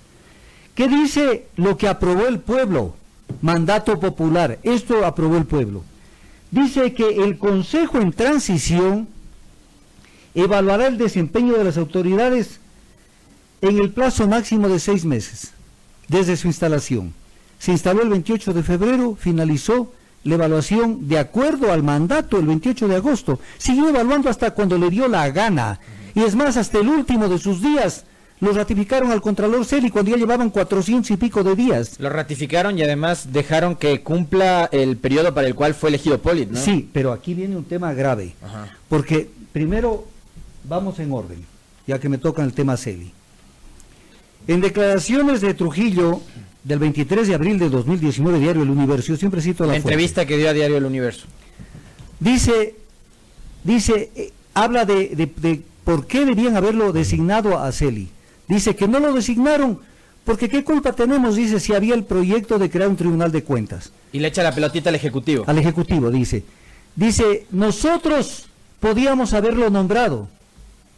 Esto es gravísimo, porque si hubieran tenido que abrir un proceso para la designación del Contralor titular, tenían que hacer un régimen de selección, un concurso abierto de posición y méritos. Y entonces él está aquí diciendo, nosotros hubiéramos nombrado. O sea que la llamada 80 personas más o menos que hubieran participado y a unos 20 que hubieran seleccionado, y los concursos y la prueba oral y la prueba escrita, era un cuento. Porque él dice, nosotros pudimos haberlo nombrado. Pero luego terminan ratificándolo. Y dice, porque él era el subcontralor. ¿Qué dice la Ley Orgánica de la Contraloría General del Estado? Artículo 33. El subcontralor general del Estado será designado por el Contralor General. Entonces viene la pregunta, a la fecha en que asumió y se declaró Contralor subrogante de aquí hasta el fin de los siglos, rompiendo una acción de personal. ¿Quién era el Contralor General? Carlos Poli. A Carlos Poli la Asamblea lo destituye a posteriori. Y Carlos Poli deja designando a Sabet Chamún como entonces, su sustituta. No era él el Contralor General subrogante. Lo que había que hacer es un concurso. Había que hacer un concurso, pero salió la ministra de Justicia de ese entonces, y pero como que es que el Ejecutivo es el monarca, y dijo, para el gobierno el Contralor es Celi, y se acabó, y todo el mundo siguió la corriente. Oiga, doctor, a mí cuando quisieron investigar quién mismo era el Contralor subrogante, si era Celi o la señora Chamún, se pusieron de acuerdo para ordenar a los que iniciaron la investigación que cierren ese proceso. Y al final terminan diciendo que él sigue en funciones cuando él no estaba en funciones porque ya había la acción de personal de Polit. Esa entrevista que usted cita de Diario El Universo me parece a mí que es muy importante del testimonio de Trujillo de por qué no se evalúa a Celi, por qué no se designa un contralor titular. Y yo ahí le planteo una pregunta, o sea, se vieron entrampados en la posibilidad de evaluar a Celi y de nombrar un nuevo contralor. Finalmente creo que el objetivo era mantener a Celi. Sí, pero el objetivo político era mantener a Celi, pero lo otro, bajo ese mismo argumento de no había las condiciones, el Ejecutivo nos ofreció el tribunal, ¿cómo es que sin estar dentro del anexo 3, sin formar parte de lo que fue el anexo 3, el Consejo liderado por Trujillo termina evaluando, destituyendo y eligiendo una nueva Corte Constitucional? Sí, pero mire esto, salgamos del caso Celi. Despacito, esto sí es despacito para que la ciudadanía lo valore. ¿Qué dice el mandato del pueblo del 4 de febrero del 2018? Lo aprobado, que esa es una norma obligatoria para el Consejo de Participación Transitorio. Fue, el Consejo en Transición, dice, evaluará el desempeño de las autoridades designadas por el Consejo de Participación Ciudadana y Control Social cesado. Entonces, pregunta del millón, que la pueden contestar ustedes y el pueblo. Al Contralor General Pablo Celi, al Contralor subrogante, lo designó el Consejo de Participación Social cesado. Entonces, ¿cómo podían evaluarlo? Y a la Corte Constitucional tampoco la designó. Tampoco. Y entonces, lo de la Corte Constitucional, prohibición expresa de la Constitución respecto de la Corte Constitucional, eso jamás lo puede. Dice el 431 de la Constitución, su destitución de los miembros de la Corte será decidida por las 2/3 partes de los integrantes de la Corte Constitucional. Vea, sin pretender defender a la Corte anterior, sobre la cual también hemos sido críticos, nosotros en su momento, y en una postura nuestra, nosotros sostuvimos aquí en este espacio que el Consejo de Participación no tenía capacidad para evaluar y destituir a los miembros de la Corte Constitucional. Pero si lo dice el artículo 431, no tenía capacidad. Los miembros de la Corte Constitucional no estarán sujetos a juicio político, ni podrán ser removidos por quienes los designen. Eche esa evaluación, doctor. ¿Qué deberíamos esperar del nuevo Consejo que se posesiona mañana? El nuevo Consejo es como decirle que se posesiona la nueva Asamblea Nacional y por ahí a alguien se le ocurre decir, pero verán que la nueva Asamblea Nacional no puede tocar las leyes que aprobó la anterior Asamblea. O sea, es una barbaridad. O sea, el nuevo Consejo tiene todas las prerrogativas para analizar vicios de nulidad que han habido por montones cometidos por el Consejo de Participación Ciudadana y Control Social. Entonces, pero viene un tema que es importantísimo. Esto ya es una tomadura del pelo para el país. El presidente Moreno, yo siempre cito con nombre y apellido, presidente Moreno lo convenció al país de que había que hacer 3 enmiendas constitucionales, entre otras. Una de ellas al 112 de la Constitución, que dice: los partidos y movimientos políticos, ya es norma constitucional este rato, o sus alianzas no podrán postular candidatos o candidatas a las elecciones del Consejo de Participación Ciudadana. O sea, fuera la política, no pueden los partidos postular candidatos. Reforman también el 205 y 207 de la Constitución. ¿En qué sentido?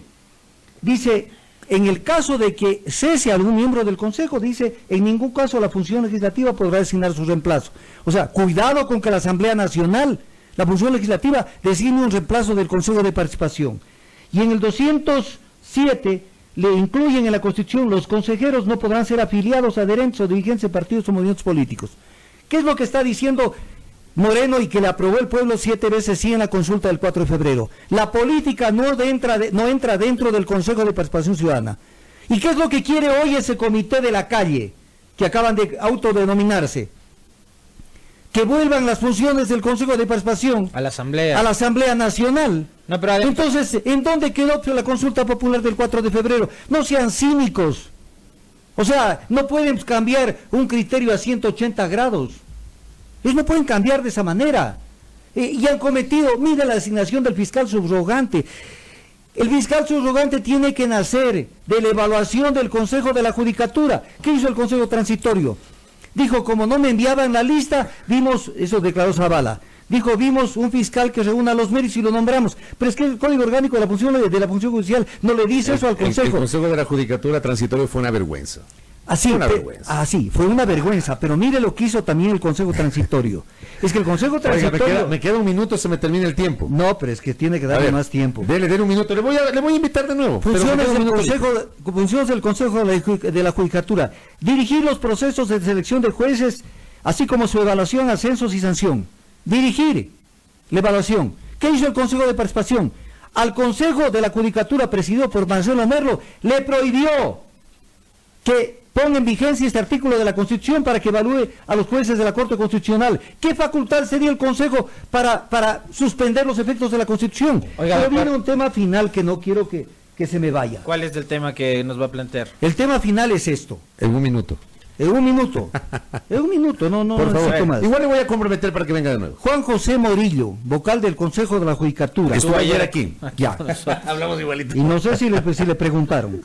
Lo siguiente. Dice que han conformado a 13 evaluadores para que estos evaluadores evalúen a los jueces. Ajá. Y entre otros a los jueces de la Corte Nacional de Justicia. Entonces sucede que no es el Consejo de la Judicatura el que los va a evaluar. No, pues van a traer unos externos, entre ellos académicos, para que... Van a hacer esas comisiones traídas de la calle, con un grupo de evaluadores. Entonces el Consejo de la Judicatura no está asumiendo su responsabilidad del artículo 181, numeral 3, que es dirigir la evaluación. Está violentando la Constitución. Ellos... el Consejo de la Judicatura, en una evaluación propia de los miembros del Consejo de la Judicatura, pueden resolver en una evaluación una salida de un miembro de la Corte Nacional o de los jueces, pero no a través de 13 evaluadores. Y quieren crear al Consejo de la Judicatura como un tribunal de alzada, porque dice aquí en esta declaración de Juan José Morillo, dice, lo resuelto por los evaluadores puede ser reconsiderado y resuelto por el Pleno del Consejo de la Judicatura. No, señor. El Pleno del Consejo de la Judicatura el que tiene que asumir esa responsabilidad. Los 13 evaluadores tienen que irse a la calle, porque no puede ser que autoridades de la más alta dignidad del país deleguen funciones, como los miembros de la Corte Nacional de Justicia, sean evaluados por personas que no tienen su mismo nivel. Son 3 evaluadores de la calle. Oiga, doctor, yo sí quiero que cerrar la entrevista con un comentario suyo y una réplica. Lo dijo de pasadita, pero yo sí quisiera que profundice en 30 segundos con respecto de este comité ciudadano que busca convocar a la consulta popular y llevar adelante la propuesta de Julio César Trujillo y de otros actores políticos que además pedían votar nulo en la última elección, para llevarnos nuevamente a las urnas y ahí definir la desaparición del Consejo de Participación. 2 cositas rápidas. La primera, 11 de abril de 2019, Diario El Comercio, yo siempre cito fuentes. Jimena Peña, coordinadora del movimiento de Moreno en la Asamblea, por si acaso, del movimiento Alianza País, no estamos hablando de correístas ni de otra gente, habla de esto de pasar las funciones del Consejo a la Asamblea y dice: No me parece que la respuesta sea que las funciones vuelvan nuevamente a la Asamblea Nacional. Entonces, tenemos, o sea, ¿para qué sirve el bloque de la Asamblea Nacional en la Asamblea Nacional de Alianza País? O sea, no los toma en cuenta para nada. Y en segundo lugar, eso es el tratar de tocar al Consejo de Participación y a la función de transparencia y control social. Eso es violación constitucional. Porque el 441 de la Constitución dice que el Consejo de Participación, que la estructura de la Constitución y los elementos constitutivos del Estado, y uno de los elementos constitutivos del Estado es la forma como se ejerce la autoridad, cómo está distribuida la autoridad en el Estado, por funciones, y el corazón de la función de transparencia, dicho por el mismo presidente Moreno, es el Consejo de Participación Ciudadana. El momento que quieran eliminarlo, tienen que ir a una asamblea constituyente, pero le tiemblan los pantalones a la gente de ir a una asamblea constituyente. Entonces quieren hacer como que fuera una enmienda simple. Permítame 30 segundos más que me robe. Las constituciones en el mundo hay de tres tipos: rígidas, flexibles o mixtas, o sea, semirrígidas o semiflexibles. La nuestra es mixta. Hay cosas que se pueden enmendar y hay cosas que no se pueden enmendar de acuerdo al 441 y 442 de la Constitución. Punto. Y si quieren enmendarlos, tiene que ir a una asamblea constituyente. Correcto. Lo demás tiene un nombre que en el Ecuador lo va a entender el pueblo. Es una zapada jurídica. Y no vamos a permitir que eso se dé. Le vamos a invitar nuevamente a Augusto Tandazo para seguir hablando de la evolución de estos temas que hemos comentado el día de hoy. Gracias por el tiempo, doctor, muy amable. No, a ustedes, muchas Augusto gracias. Tandazo aquí en A Primera Hora, 7:41.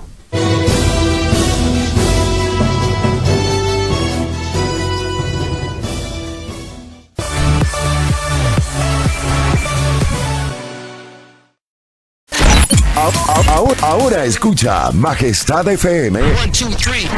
Ahora escucha Majestad FM en el canal 3 de TVNet. Majestad FM. Majestad FM. Con todos sus programas, locutores y DJs, están las 24 horas contigo en el canal 3 de TVNet. Majestad FM. La soberana del aire. Ahora en el canal 3 de TVNet.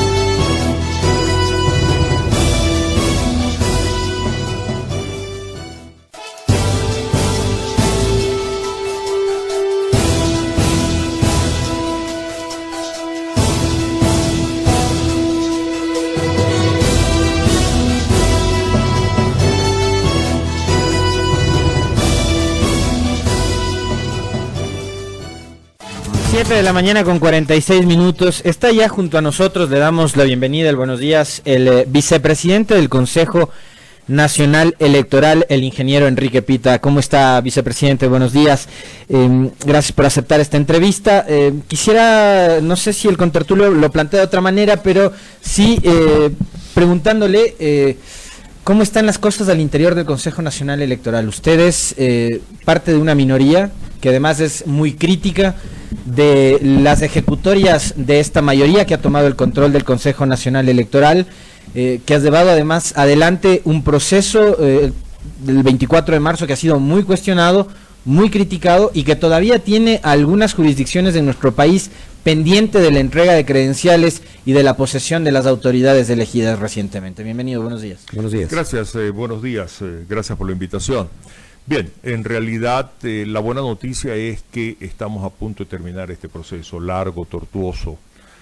Yo creo que en su momento habrá que establecer las responsabilidades de cuáles fueron las decisiones que se tomaron, correctas o incorrectas, inapropiadas, no ajustadas a ley, que han provocado que esta situación se dé.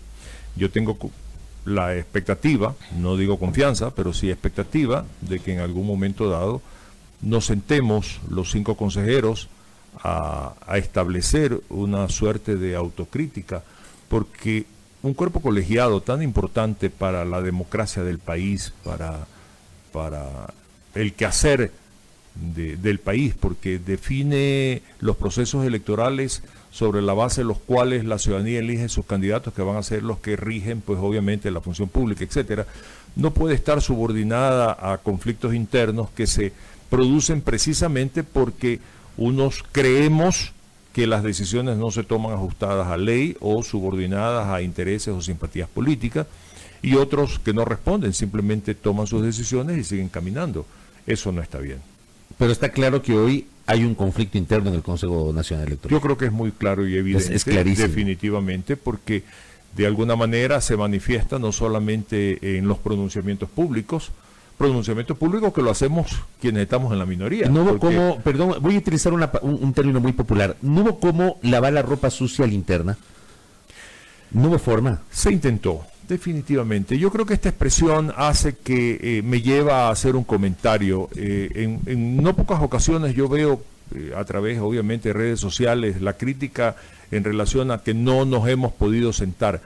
Pero es que también es cierto que cuando uno se sienta a dialogar y a conversar y a hacer una revisión de la gestión y de las decisiones, tiene que haber la voluntad de cambio, ¿verdad?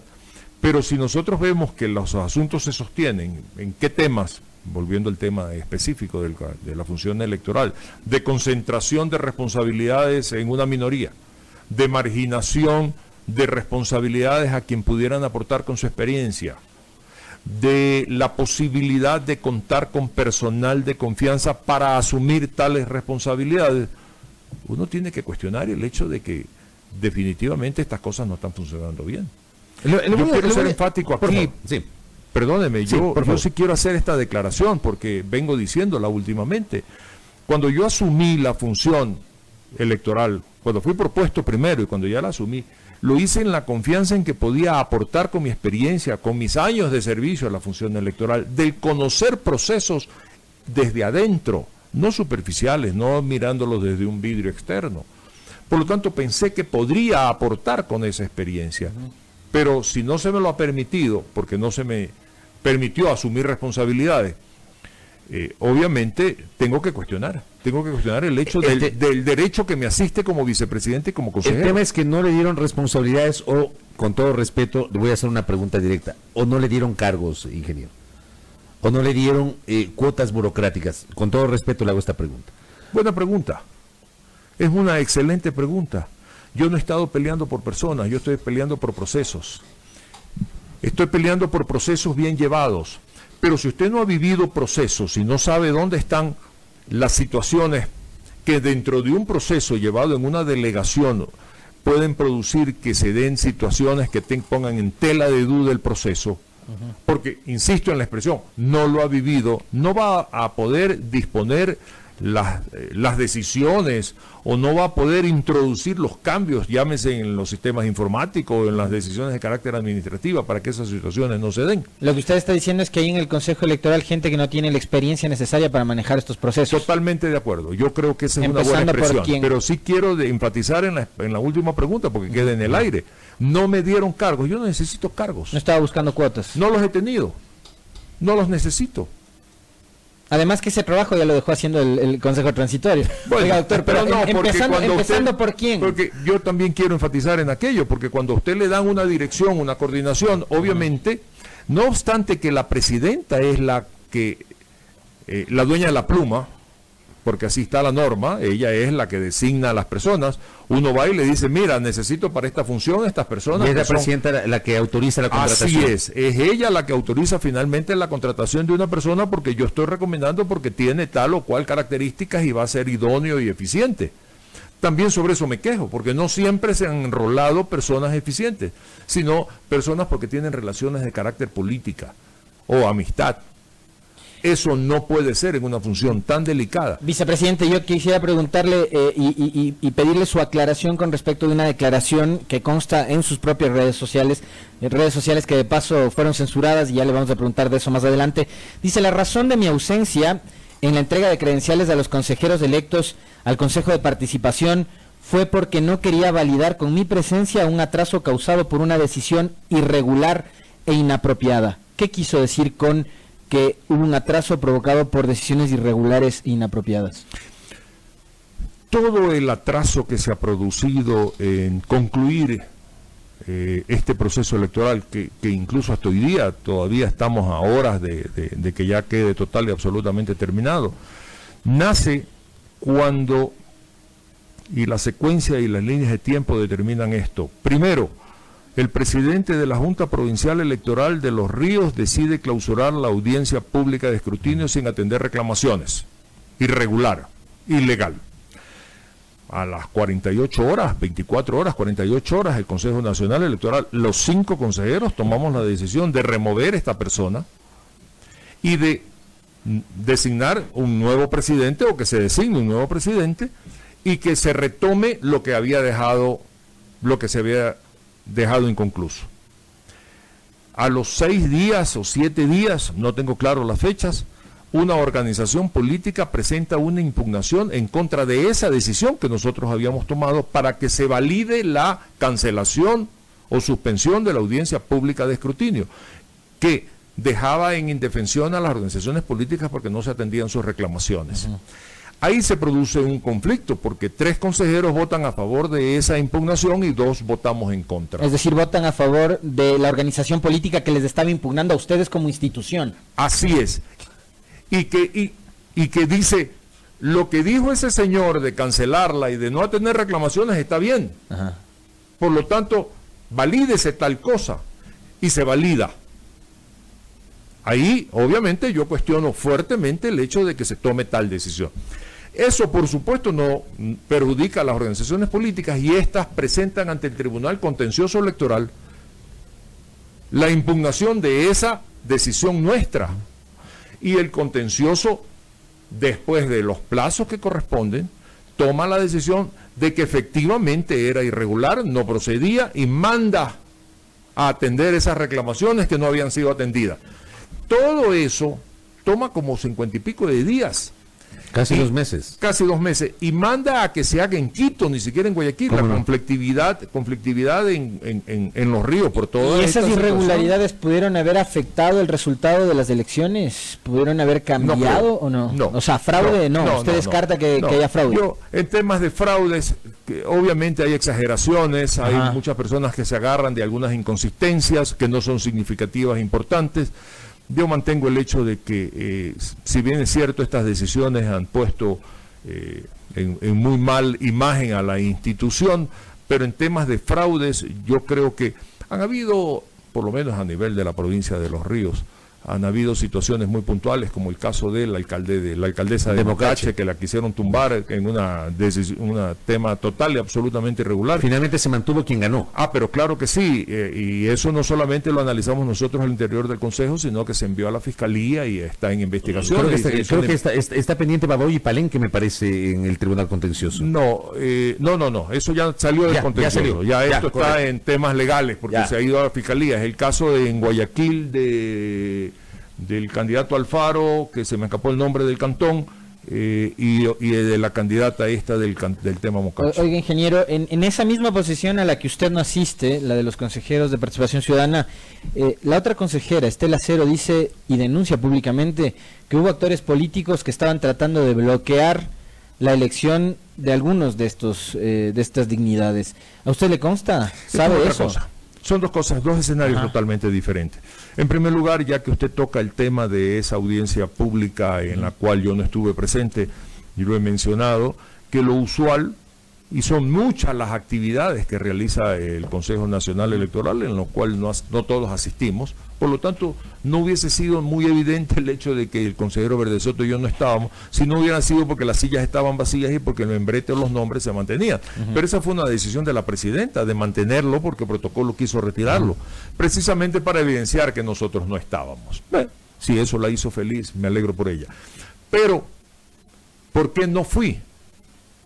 Yo tengo que decirlo, no fui deliberada y voluntariamente, no es que estaba llegando de Quito, tuve un accidente, no, deliberadamente no quise ir. Usted no quiso ir. Porque no quise convalidar con mi presencia un acto 60 días después de que debió haberse producido por precisamente decisiones que los 3 que sí estaban ahí habían tomado en su momento.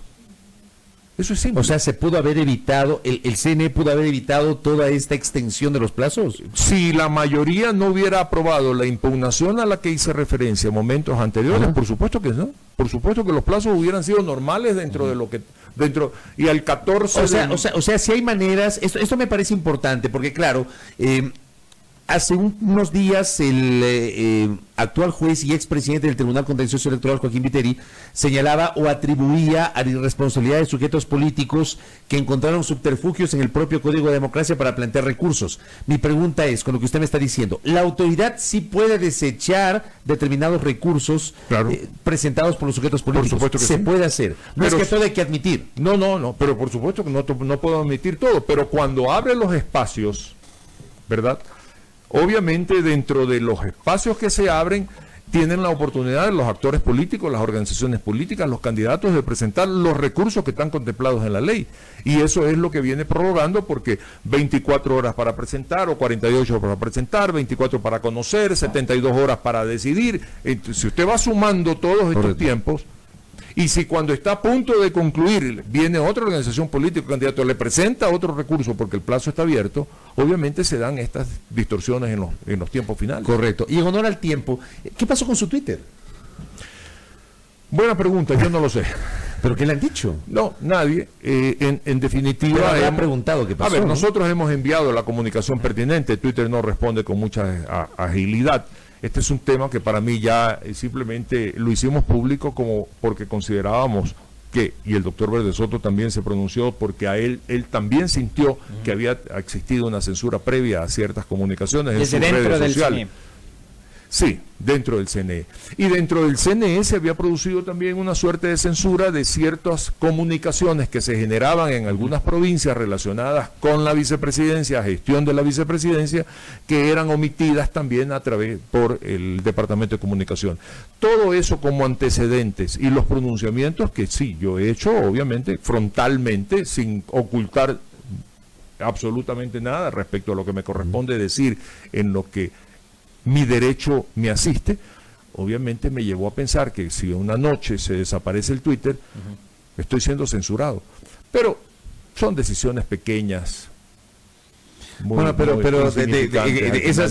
Esas minucias también se ven en la política, pues. Bueno, ya abrimos uno nuevo las formas también y estamos obviamente en redes sociales, que tampoco no es que me hace feliz mucho estar en redes sociales, porque es un tema que uno se expone también a que cualquier individuo, pues... Sí, pero es el costo de ser autoridad. Así es. Ingeniero, ¿usted no le corre a un proceso de posible juicio político si es que la Asamblea así lo decide? En absoluto, yo creo que primero que la Asamblea está en su derecho. Segundo, en lo que sí estoy convencido es que un juicio político debe ser a cada uno de los consejeros por sus acciones y decisiones.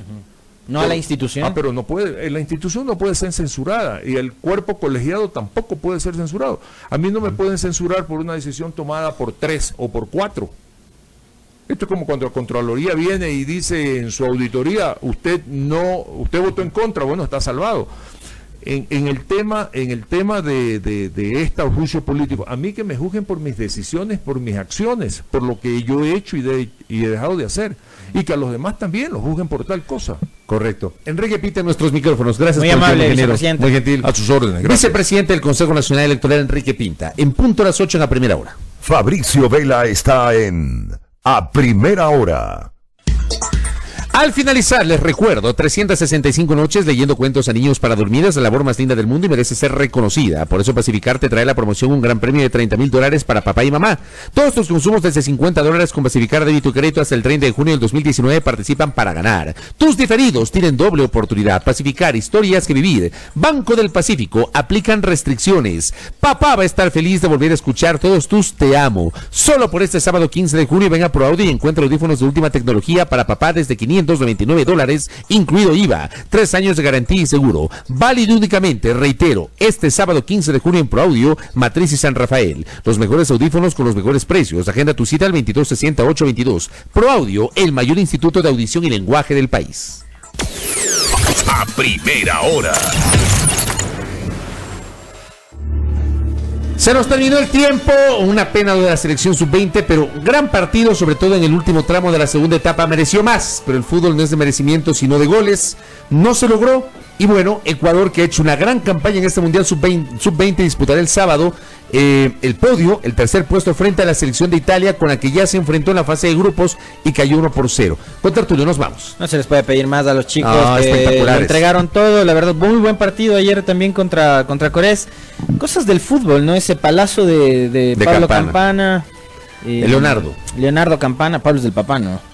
El palazo de Campana, después el arquero de Corea tuvo unas ejecutorias muy buenas, buen arquero, así que tampoco es que estaban jugando contra palitroques, no estaban ahí plantados, los coreanos también juegan, entonces, pero bien la selección sub-20. Muy bien, mañana lo comentaremos con más amplitud. Ya están listos, locos por la radio para la mañana de este miércoles, aquí en la primera hora. Gracias, DJ, estamos despidiéndonos con nosotros y a primera hora, Dios mediante, será hasta mañana. Un placer, hasta mañana, nos vamos a bailar con Thanos.